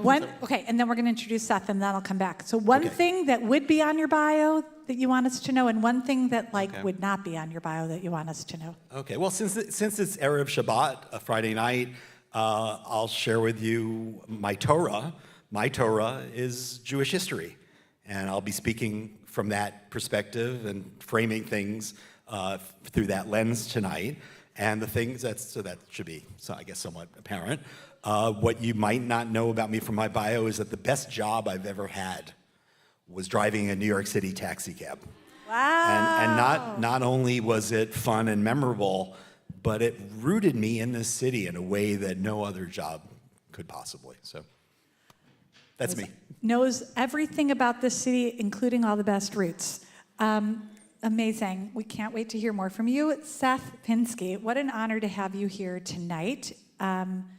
Really a leader both in New York City and particularly in this building in the 92nd Street Y as Chief Executive Officer, which you came on, I guess, right before the pandemic hit. Would that be correct? Yeah, I started on January 5th of 2020, and within 3 months, for the first time in the 146-year history of the institution, I shut the place down. Mazel tov. So, and I did just find out that Seth did spend some time in the Midwest as a fellow Midwesterner. I was excited to hear about that. But also, has an incredible background in his career, but it really has become a leader in a center that is the center of a lot of Jewish history here. So I want you to share something that you want us to know about your bio, that you would have in a bio, and then something that would probably not be in your bio. Sure. And again, thank you everyone for joining us tonight, and thank you for hosting this wonderful event tonight. And I mean, the warmth in this room, I think, is really indicative of one of the things that makes the 92nd Street Y such a special place. But I guess in terms of what would ordinarily be in my bio, my dream growing up, I was born outside of the city, lived in the suburbs of New York, always loved New York. And then at age 10, my father, who's a rabbi, moved our family to Minneapolis. And my goal was to get back to New York as quickly as I could. And I always wanted to work in New York City government. And for 10 years under Mayor Bloomberg, I had the opportunity to do that. So that, I think, is something that would be in my bio. I guess what might not be in my bio, and David and I were talking about this beforehand, is I love traveling. And I love traveling to off-the-beaten-path places. A little less off-the-beaten-path was my last trip, which was to Korea. So about 4 days ago, I was 13 time zones ahead. I'm now probably about like 6 time zones ahead. So if I'm a little incoherent tonight, I apologize. That's going to make the conversation really fun. Yeah. I'm excited about that. So let's begin. And I want to acknowledge that we will have time for you to ask questions as well, too, in this process. But we're here to look both backwards and forwards. And, David, you are, as a historian, you have the unique perspective. I don't think anybody was here, at the end of the 19th century, correct? Yeah? But can you paint a picture for us of what Jewish life was like in New York City at that time? But if you don't mind, I'll start a little bit broader and then narrow it to New York City. When we're talking about an institution like the 92nd Street Y, which is an absolutely unique, special, one-of-a-kind place, it nevertheless comes out of a prior history and larger trends. And that broader trend is important to point out, and that is that this is a kind of Jewish institution that never existed throughout Jewish history. A Jewish cultural center, a Jewish community center, a Jewish social center. Let's just call it a Jewish center that isn't a synagogue. Right? Obviously, the synagogue, I'm a historian of the synagogue. I can talk for a long time about that institution. But this kind of institution, as an alternative to the synagogue, has a much shorter history. And it only emerges in Jewish history in the last 200 years in the United States of America. Why? Well, America has been easily, in the entire history of Jewish life in diaspora, outside of the land of Israel, the American experience has been by far the most welcoming, the most open society that we Jews have ever experienced. 200 years ago, most Jews still lived in a ghetto, and it is the modern Jewish experience to have emerged out of the ghetto. And while that has tremendous benefits, obviously, it also has some challenges. When we lived in the ghetto, we didn't have to worry about Jewish continuity and building Jewish community. It was already built for us, right? It was a world of traditional Judaism and Jewish culture and also anti-Semitic discrimination that kept us together as a community. No challenge in that. It's only once we come to the open society of America, we have to get creative. We have to start innovating about new ways to create Jewish community and Jewish cohesion in a world in which we're being pulled in every which way. So it's institutions like this that have been our ongoing experiment in keeping our people together as a community. Let me give you a little more history, and then I'll pass it to you. The YMHA movement, from which this emerges, was really the second major Jewish center. There's an earlier one. The first one emerges in 1854 on what's today called the Lower East Side. Then it was part of the German colony called Kleine Deutschland. And there were many German-speaking Jews who lived there as well. And a group of young men, young Jewish men, met one day in the back of Zinsheimer's saloon to discuss the problem that, first of all, they didn't feel welcome in the non-Jewish clubs and societies. They also had no interest in their fathers' synagogues. They were looking for something new. And so they decided to start the first Jewish club, society, fraternity, what have you. And they decided to call it, this new idea, they decided to call it Sons of the Covenant. The Hebrew being B'nai B'rith. So B'nai B'rith, founded in New York City in 1854, is the beginning of this alternative to synagogue life, being a Jewish center. In the subsequent decades, throughout the Civil War period, there will be dozens, if not hundreds, of other similar societies, clubs. Many of them were called Young Men's Hebrew Associations. Some of them were called Young Men's Hebrew Literary Associations. But this becomes a very widespread trend during that period. It's the second and third generation following the immigrant generation. Looking back, we tend to call them German Jews. Most of them came from elsewhere in Europe. It was a mixed bag. There were English, Dutch, French, Russian, Hungarian, etc. We termed them German Jews for various reasons. It was that group, and this is before, how many people here come from Eastern Europe, Russia, Poland, Lithuania? Most of us, right? So our grandparents and great-grandparents only start arriving after 1881. This is all prior to that. This is the New York Jewish community of so-called German Jews. Their children and grandchildren begin assimilating, begin Americanizing. And the why was an expression of that. So that's the context. Were they going to synagogue? Was this a reaction against synagogue life? They were looking for an alternative because they didn't feel moved by the synagogue. So another thing that happens is the synagogues begin to adapt. If people aren't coming, they have to do a better job at marketing, right? So for the first time in Jewish history, synagogues have to think about what kind of synagogue will be most appealing, right? It's a consumerist mentality. So the synagogue, American Judaism, is going to change profoundly as well, but parallel to that are institutions like this. My eyes are popping out of my head right now. We'll get to questions in a moment. So, so then bring us into. So first of all, I did not know about the Sons of Covenant. It's phenomenal.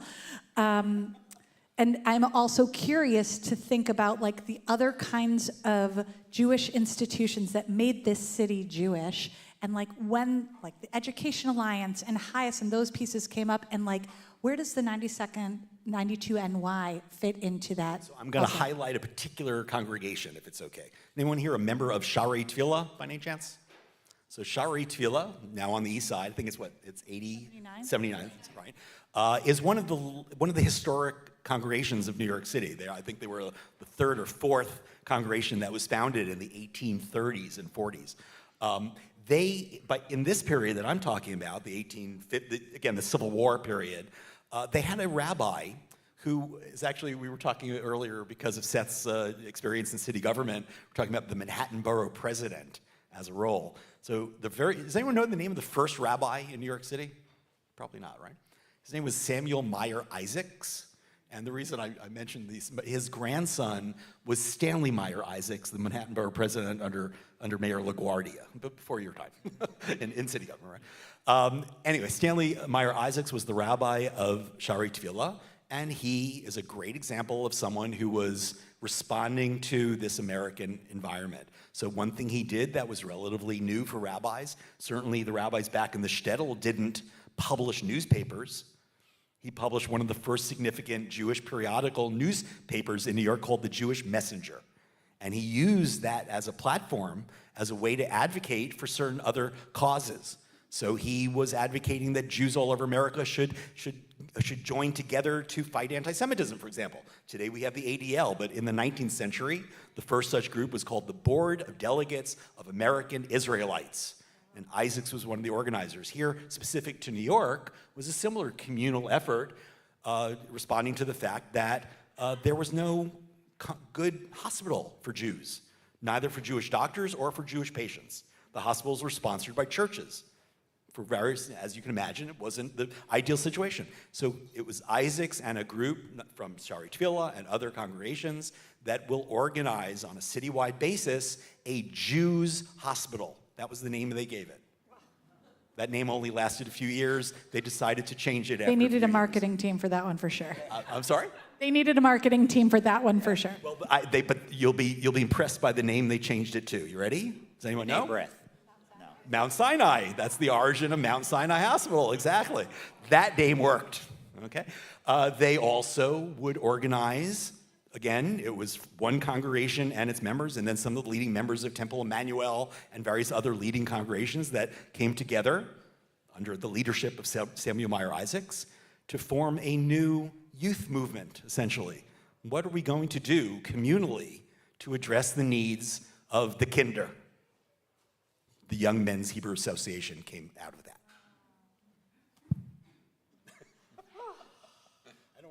Could go on I forever, feel you like know I what? need like a breath. I need like an inhale and exhale after each thing.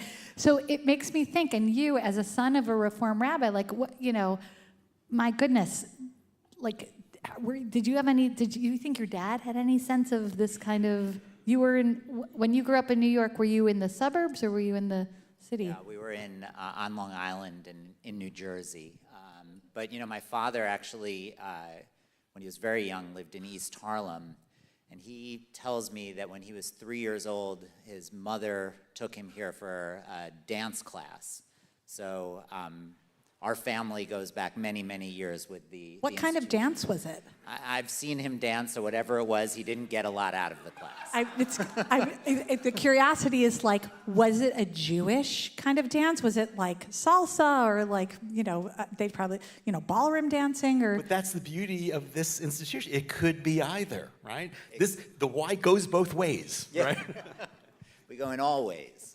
I love that. Well, it makes me think about like how maybe we could come back to sort of the why emerging from this work and how this came to be and how it situated itself in terms of like being an epicenter of. There's I want to hear from both of you because I know you know a lot of history and archival stuff in your role here. Yeah, I also want to hear from Seth about the present and future. The past is the past, right? But there is an interesting reason that might not seem. You might not have thought to ask this question, but why is the Y located where it's located? Right? It originally was down on 21st Street, and then when it was founded in 1874, 21st Street, and then as was true of the Jewish community across the board, it begins step by step moving uptown. So it will move to 42nd Street, and then to 68th Street, and it's then in the late 1800s that the Jewish philanthropist Jacob Schiff decides to get involved, and he will purchase a plot on the corner of 92nd and Lexington and build in the year 1900 the first major YMHA building, and we are still on the same location. That original building is gone. It's since been replaced and continues to be renovated, but that explains the location. But why in the 90s on the east side? There's a good reason. Yeah. The Jewish Museum is later. That comes later, and the Jewish Museum is not actually not a Jewish center in the sense of serving a community, right? So. Oh yes. Oh no. It was Jacob Schiff's daughter and son-in-law's house, the Felix Warburg mansion. Yes. Thank you. Right. So yes, that's a nice connection for sure. But this location of this institution was meant to serve an actual community. Where were the Jews? Well, this is Yorkville, which was historically an important German American neighborhood. Many of those German Jews had moved here as well, so there was some presence here. There are also the very wealthy. I mentioned the German Jews earlier. We tend to remember them as super wealthy. Right? The group called Our Crowd, Jacob Schiff is one of them, but several other very prominent names and prominent families and huge fortunes were made in that period. As you can imagine, however, most German Jews were not quite so wealthy, right? Most were middle class, upper middle class, professionals, business people, etc. So there was a community here. There are members of our crowd living on Park Avenue and Fifth Avenue, but those are few and far between, and they're not coming to the Y, right? So they may underfund it, but it's not serving them. There is, however, a large, burgeoning, growing Jewish community just to the north of here. You mentioned Harlem. Harlem is walking distance from where we are. And in fact, it was East Harlem where most of the Jews lived. It was an immigrant quarter, an area of second settlement after the Lower East Side. If you can get out of the East Side, you often move to Harlem. And there were tens of thousands of Jews living there. And from the point of view of 1900, it seemed as if that was the Jewish future. So this location not only serves that upper town, upper Manhattan community, it also links it to the communities below it. So the location was meant to be central. Again, another meaning of the word Jewish center. It actually has a kind of geographic, spatial dimension. So who is the Y serving now? Is it, tell us about the locus of like what the focus is in terms of population centers, Jewish community versus non-Jewish community.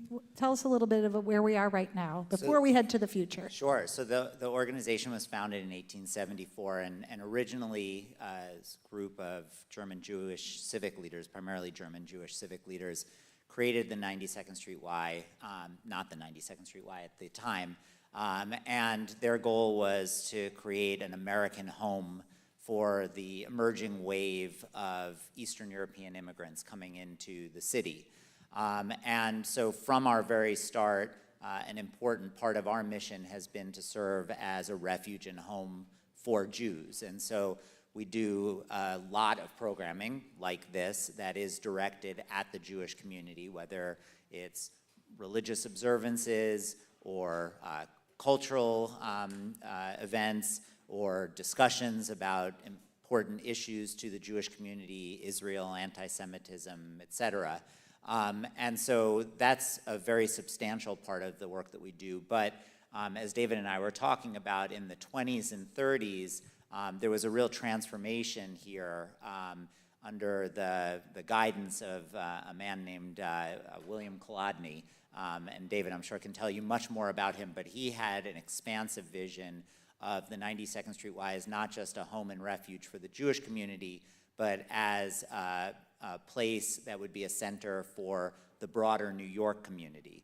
And out of that came much of our cultural programming, our educational. What was his background? Like, why was he interested in that? You should speak to that. Finish what you were saying, and then we'll go back. Well, and so over time, our mission has expanded beyond just serving the Jewish community. And I would say today that probably the majority of the people who work here are not Jewish. We don't actually count, but, and I would also say probably a majority of the people that we serve are not Jewish as well. But this can eventually be a segue to the future. I think in many ways, that dual mission that we have, this mission of being a Jewish institution that serves the Jewish community and a Jewish institution that serves the broader community, makes us particularly important today. And I say that because, on the one hand, unfortunately, although the United States has historically been the most open and welcoming place that the Jewish community has ever been in the diaspora, today, obviously, we face all sorts of challenges that we haven't faced in many, many years here. And so serving that role and serving the Jewish community remains a very important part of what we do. But also what I would argue is that in an era where there is so much negativity that's directed towards the Jewish community and so much negativity that is said about the role of the Jewish community in this country and in the world, having an institution that, based on Jewish values and based on Jewish culture, reaches out to the broader world and touches the lives of people of all backgrounds and beliefs is particularly important, and actually makes a very important and affirmative case for the Jewish people to the broader world. One of our former chairs, Lawrence Belfer, when I first got here, would use an expression that, to be honest, I never fully appreciated until the last couple of years. And what he would say was that the 92nd Street Y is where the Jewish community comes to play offense instead of defense. And I think in this new world that we're living in, that expression now makes much more sense to me. And I really think in many ways that might be the most important part of what we do. Thank you for that very particular insight. And I think that is one of the pieces that's really unique. And I know that the 92 NY is unique in a lot of different ways. I do want to come back to Kaladni, and I also want to understand how did this place become the epicenter of what was the impact of the 92nd Street Y after it started to grow? I think they're directly related, these two questions of how, when, and why did the Y turn toward a more outward-focused mission of being a cultural center for all New Yorkers. It really is unique in that regard. I think that has, from the 30s to today, that's a century, that's been the primary identity and goal of this institution. Seth embodies that, he gets that, he's the one carrying it forward, and that's all to be celebrated. But it's so interesting that you pose it as a way to fight anti-Semitism, in a sense. And it's not the only reason for it, but that's certainly a part of your rationale, which is very interesting, which goes to my original comment that these institutions are sites for us to work out all of the various dilemmas and tensions of being an American Jew, of being an American Jewish community. We are both American and we are Jewish. How do we balance that? How do we resolve that tension? Creating an institution for all New Yorkers in order to fight anti-Semitism is a great example of resolving, of synthesizing those two parts of ourselves. So I'm fascinated by the 96 Roy, and I hope you'll allow me to continue studying it, and hopefully I'll write a book about it one day, right? Because it really, there is so much going on here. You heard it here first. Yeah. Right, exactly. But going back to the history, so it's in the 30s that it turns. It had been a more or less typical Jewish center, Jewish community center until then. It's in the 30s, so there's a positive reason and a negative reason that it changes. The positive is looking for raison d'etre, looking for, how can we make this a better world? That is the essential Jewish mission, tikkun olam, right? So that's the positive. There is it's not negative, let's call it sociological. It's that time period, the Depression, the 1930s, when what had been a large and growing community in Harlem begins to empty out. Almost within a decade, it's gone. That could not have been predicted ahead of time, but it's during the 30s that a number of things happen. One is the great migration of African Americans, and Harlem becomes the site of the Black Renaissance, and unfortunately, a lot of the Jews living there will move away for that reason. But there's an economic issue. In other words, most of those Jews were in the process of attaining middle-class status. And they no longer made sense to live in what had been an immigrant neighborhood, right? So they're moving simply because they're moving onward and upward. Some of them moved to suburbia already that early, but most of them move either northward into the Bronx or across town to the Upper West Side. It's then that the Upper West Side becomes a major Jewish population center. So the turn away from Jewish purpose and toward universal purpose was practical, right? The Jews were leaving. So we, the Y, I'll say we, had to find a new goal, a new raison d'etre. Right? I mean, it's just interesting because you often see in different other cities that there was a thriving synagogue or center, and then the Jews left, and that center moved with them. And this one stayed here and found a new purpose. Can I say that's the advantage of having a nice building, right? Even if the community within the building is declining or dissipating, there's always the possibility of revival if you have a nice facility, and that is a big part of the story of this institution. Yeah. Well, this is a really, really nice facility. So I know that there's been some archival work that's been done, and I'm curious, I know also, I feel like maybe on the 4th floor, there's some stuff that has been discovered in the archives, and there might be some in the future of the lobby renovations, there might be some stuff some items, or can you give us a little teaser of what are some of the things that you discovered? Yeah, it's less what we've discovered, although there's plenty that we've discovered. Bit. But it actually, it kind of goes back to what I was describing before, this goal of the image that I like to use is thinking of the 92nd Street Y as an embassy that reaches out from the Jewish community to the broader world. I think especially in this environment, in order to play that role successfully, it's important that two things exist. One is that we are successfully reaching out to the broader world, and I can speak in a second about ways in which we're doing that. But two is that as we're doing that, people understand that we are in fact a Jewish institution. I say that not in a way to be exclusive and off-putting, but I think that as we're being open and welcoming, that it's important for people to understand that the institution that is being open and that is welcoming them is a Jewish institution. And so I think one of the issues that we've faced, especially in recent years for a whole variety of reasons, is that we've, I think, been less public about our Jewish identity. And it's surprising to me how many people I speak to who, when it comes up that the 92nd Street Y is a Jewish institution, they express surprise. They have no idea that this is a Jewish institution. They think we're a YMCA, or they just haven't thought one way or another about the topic. And so as we're doing our renovations of the building, I think it's very important for us to make it clearer to people who come in. Again, not in an off-putting way, but in a welcoming way, about the history of the organization and who we are and what we stand for and where we came from. I can help with that, by the way. And you are helping, as a matter of fact.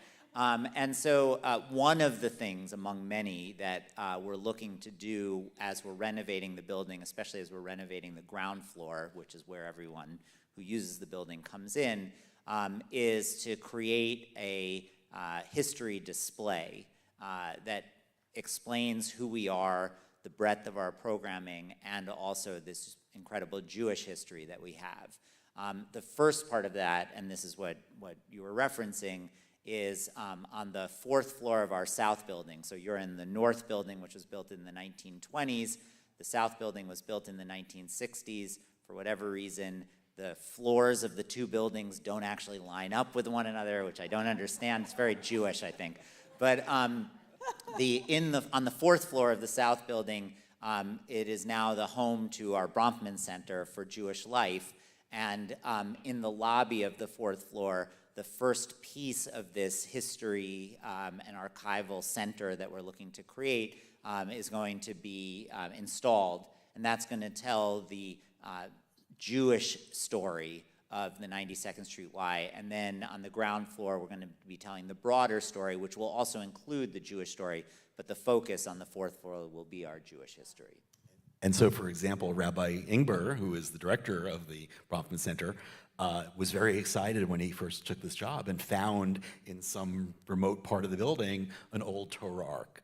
And so for him, it was like an archaeological excavation. He found this. Well, oh, actually, no, you have it right, but I think he found 3 arks. I started to refer to him as the Raider of the Lost Arks, but but no, it's it's interesting. They were kind of hidden in different parts of the building, and one of the things that we're looking to do as we're renovating the building is to install elements of one of those lost arks into a space on the ground floor. So rather than having it tucked away somewhere in a remote corner of the building, it'll be right in the middle of things. Beautiful. Well, okay, I want to talk about future, but just before we do, can we have maybe a speed round of, in the uncovering of archival, was there anything that surprised you? Well, I mean, the history of the 92nd Street Y is really incredible as a center for arts and literature especially. Emma Lazarus, for example, was teaching English at the 92nd Street Y when she penned The New Colossus. Louise Nevelson taught art here. Zero Mostel was a teacher here. Alvin Ailey premiered Revelations on our stage. The dance department was founded by Martha Graham, and the list just goes on and on and on. Please add, my mother, Gloria Bard, was a dancer in Fred Burke's Israeli folk dance ensemble in the early 1950s here. And we still have Israeli dance here. Oh, wow, wow, wow, wow. Okay, so there's so many, I want to just make sure we have a couple of opportunities for questions, but first, so we've heard a little bit about the vision of where the institution is heading. Where is there some forecasting that's happening around like where the Jewish community is and what the needs are and how the 92nd Street Y is responding to that? You know, we're in a really wild time right now. Yeah, and well, I think the need for what we do is greater than it's been for a very long time on both of the missions. The need that the Jewish community has for a home and refuge, a place where people can feel safe and accepted and comfortable being who they are, is an incredibly important need. And so we, with the work of the incredible Bronfman team and with Rabbi Ingber, have been looking to significantly expand our Jewish programming.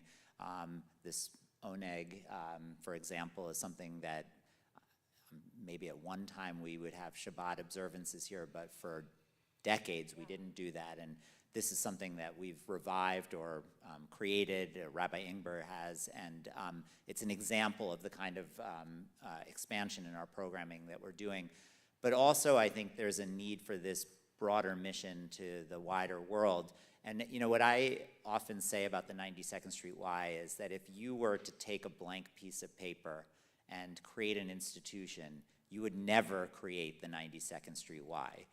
It's a place that's filled with internal contradictions. It's this Jewish institution that also serves the wider world. It's a very local community center, but it's also an international institution. It's a community center that has a pool and a residence, but it's also a world-class cultural institution.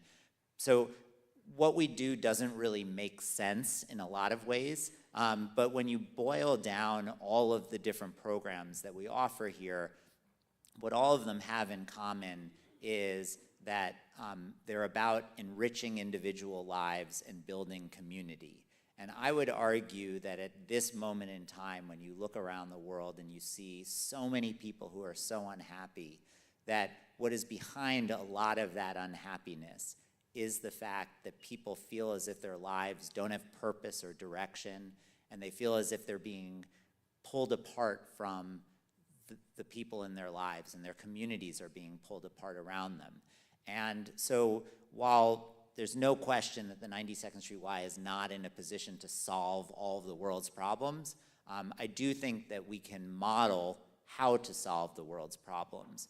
And so making sure for both of those reasons that we not only continue to do what we've always done, but that we do more of it, that we do it better, and that we reach out to as wide an audience as possible is really, really important. And so that's what our focus is today. May I ask Seth a question? A follow-up question. You mentioned that's very inspiring. I hope the audience is as inspired as I am to hear that. You mentioned Emma Lazarus teaching English. That was actually at the downtown branch of the Y that became the Education Alliance, as you know. And historically, the Y has made a number of attempts to branch out. There was the Tribeca Y, there was Makor. I'm curious, is that part of your thinking to move beyond the confines of 96th Street? Yeah, so I would like us to do more in-person programming outside of this building, and we do some of it. We have a children's program that the Bronfman Center runs called Shababa. We recently expanded that into Long Island City and Jackson Heights, which are a couple of communities with growing Jewish communities, but not a ton of Jewish infrastructure. And we take our programming to performance spaces in various parts of the city sometimes. But I'd like us to do more of that. And in fact, I think it'd be interesting for us to think about taking our in-person programming to other cities around the country and maybe even around the world. And that's something that we're exploring. But we started with a conversation about the pandemic. And what happened here on March 13th of 2020 was like every other institution, we shut our doors and basically everything that took place in here stopped. But we made a very deliberate decision at the time that during the pandemic, we thought that our services would be desperately needed by our community. And so we decided that we would shift everything that we did online. And I'm still, because I was new and because it was a blur, I'm still not 100% sure how we did it. But within a few days, essentially everything that we did was back up and running, but it was all online. And there was a particular event that occurred. We were supposed to host a very well-known pianist named Jeremy Dank, who was going to perform on our stage. And at the time in 2020, our classical music programming was struggling to attract an audience, and we'd be lucky if 200 or 300 people would buy tickets to come to our concerts in our 900-seat hall. Jeremy Dank said, you know what, I'll come and I'll perform in your hall. It will be empty, but why don't you put it online and let's see if anyone shows up. And so he performed. It was a beautiful concert. And the next morning, I started to get emails, and 250,000 people had tuned in to watch. And what we learned from that was that there's this global audience for the work that we do, and a global community that we can reach out to. And so even when the pandemic ended and we came back in person and we started to do all of our programming again in person, we've been very deliberate about maintaining that online digital programming. And today, we get about 40 million views a year for the programming that we do online. Almost all of the performances are broadcast. We have classes that are online and lots of other things. And the most interesting thing is that those views come not only from all 50 states, but from over 200 countries around the world. And our 5 biggest international markets are 3 that you would expect, countries that used to be our allies, Canada, Australia, and the United Kingdom. But the 4th and 5th largest markets are Germany and India. And so to your question, we are looking to bring our mission and bring our programming to as wide an audience as possible. And while 92nd Street and Lexington Avenue will always be our home, we want to reach out well beyond that. So do you think 250,000 people watched ONEG tonight? No question about it. How do we get the Jewish programming to reach 250,000 people? When you start getting emails in German and Hindi, you'll know that Amazing. they were watching. Okay, so thank you so much. Truly, truly inspiring, and also like just the power of this place is it's very humbling to be here in this space. I want to take a couple of questions and then we'll wrap. So 1, 2, and 3. Go here. Will you share your name? Diana DeCompany. When you started, you were talking about young Hebrew men and all these societies. I was wondering when women were part of the marketing poll? Sure, yeah. As you know, it eventually will be renamed YMYWHA, and that was in the 1945 was that merger. Prior to that, they were separate institutions, separate movements even. The women's branch is formed around the turn of the century. The meeting is held in 1902 in the home of Bella Unterberg, and she will be one of the primary moving forces, and they will eventually build a major facility, again, not far from here. It's on 110th Street overlooking the Harlem Meer in Central Park. There's a very tall building there, which is now a prison, but it was originally the YWHA for many years, and that and this were the 2 leading Ys in New York City.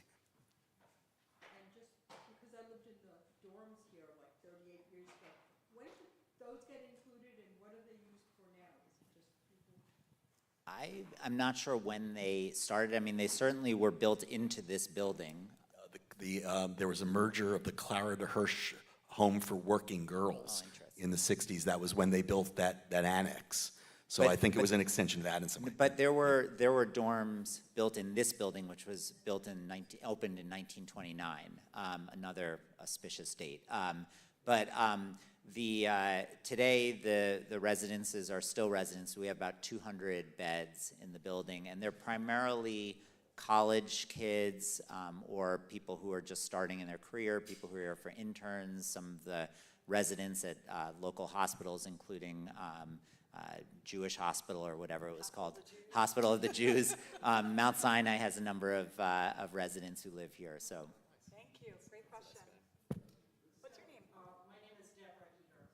So at one point, there was a rebranding, calling this 92NY. Where is that? Are you still using it? Yeah. So how do you make that distinction? Because tonight, everything you've been calling it is 92nd Street Y. So. I have to retrain myself to call it 92NY. So about 20 years ago, I think, that there was a branding exercise that the name has always, well, first of all, our name is actually the Young Men's Hebrew, YMYWHA. Legally, you mean? Yeah, but we've done business as the 92nd Street Y for many, many years, yeah. And a few years ago, there was a branding exercise that created a nickname because people felt that the 92nd Street Y was too much of a mouthful. And so it was abbreviated to 92Y.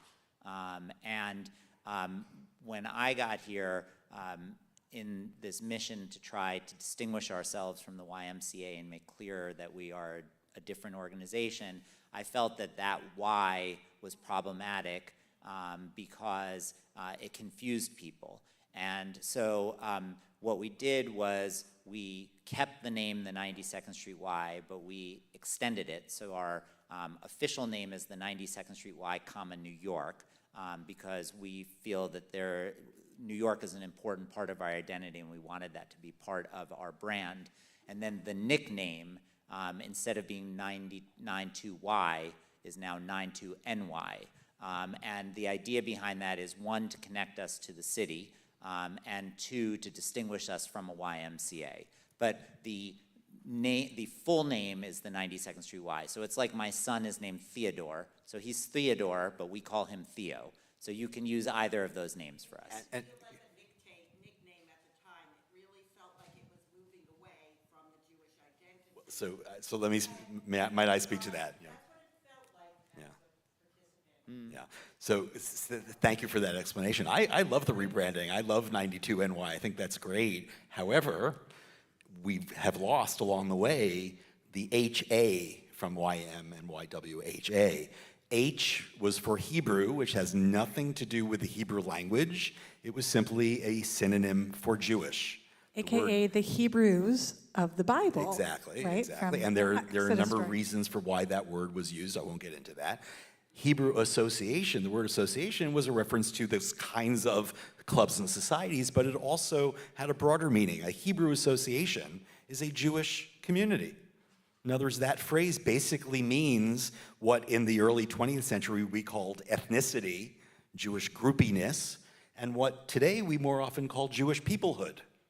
That's what the HA refers to. So the fact that it was lost is understandable, but it raises an interesting question and challenge for today, how to assert in some way the Jewish Yeah, I mean, nature but of just it. to be clear, the MHA disappeared from our name decades ago. I mean, we were the 92nd Street Y.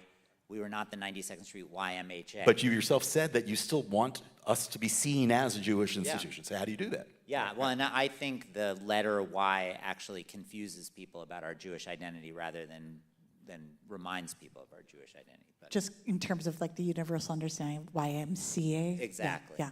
Thank you for that clarification. Thank you for bringing that up. I know we have one more question that was over here. What's your name?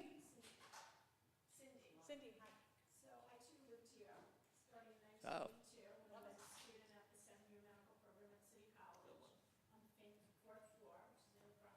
Yes. We should do some interviews, archival interviews.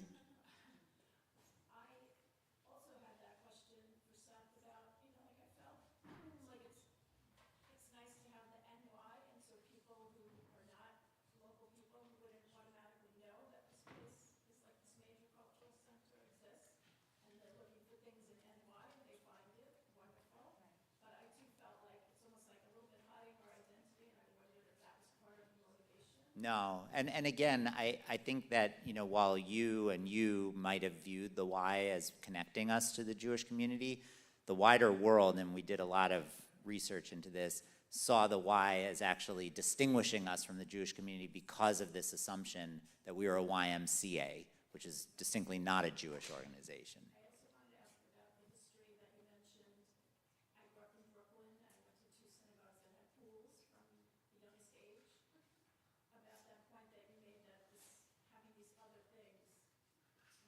Yeah, the Schulz ended up building pools, So right? thank you for giving me the opportunity to plug my book, which I didn't do earlier.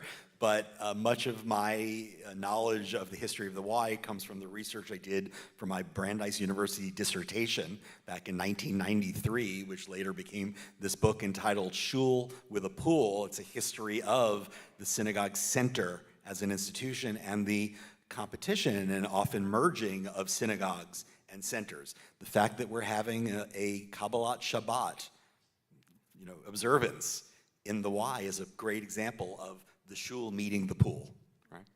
Beautiful. Wow.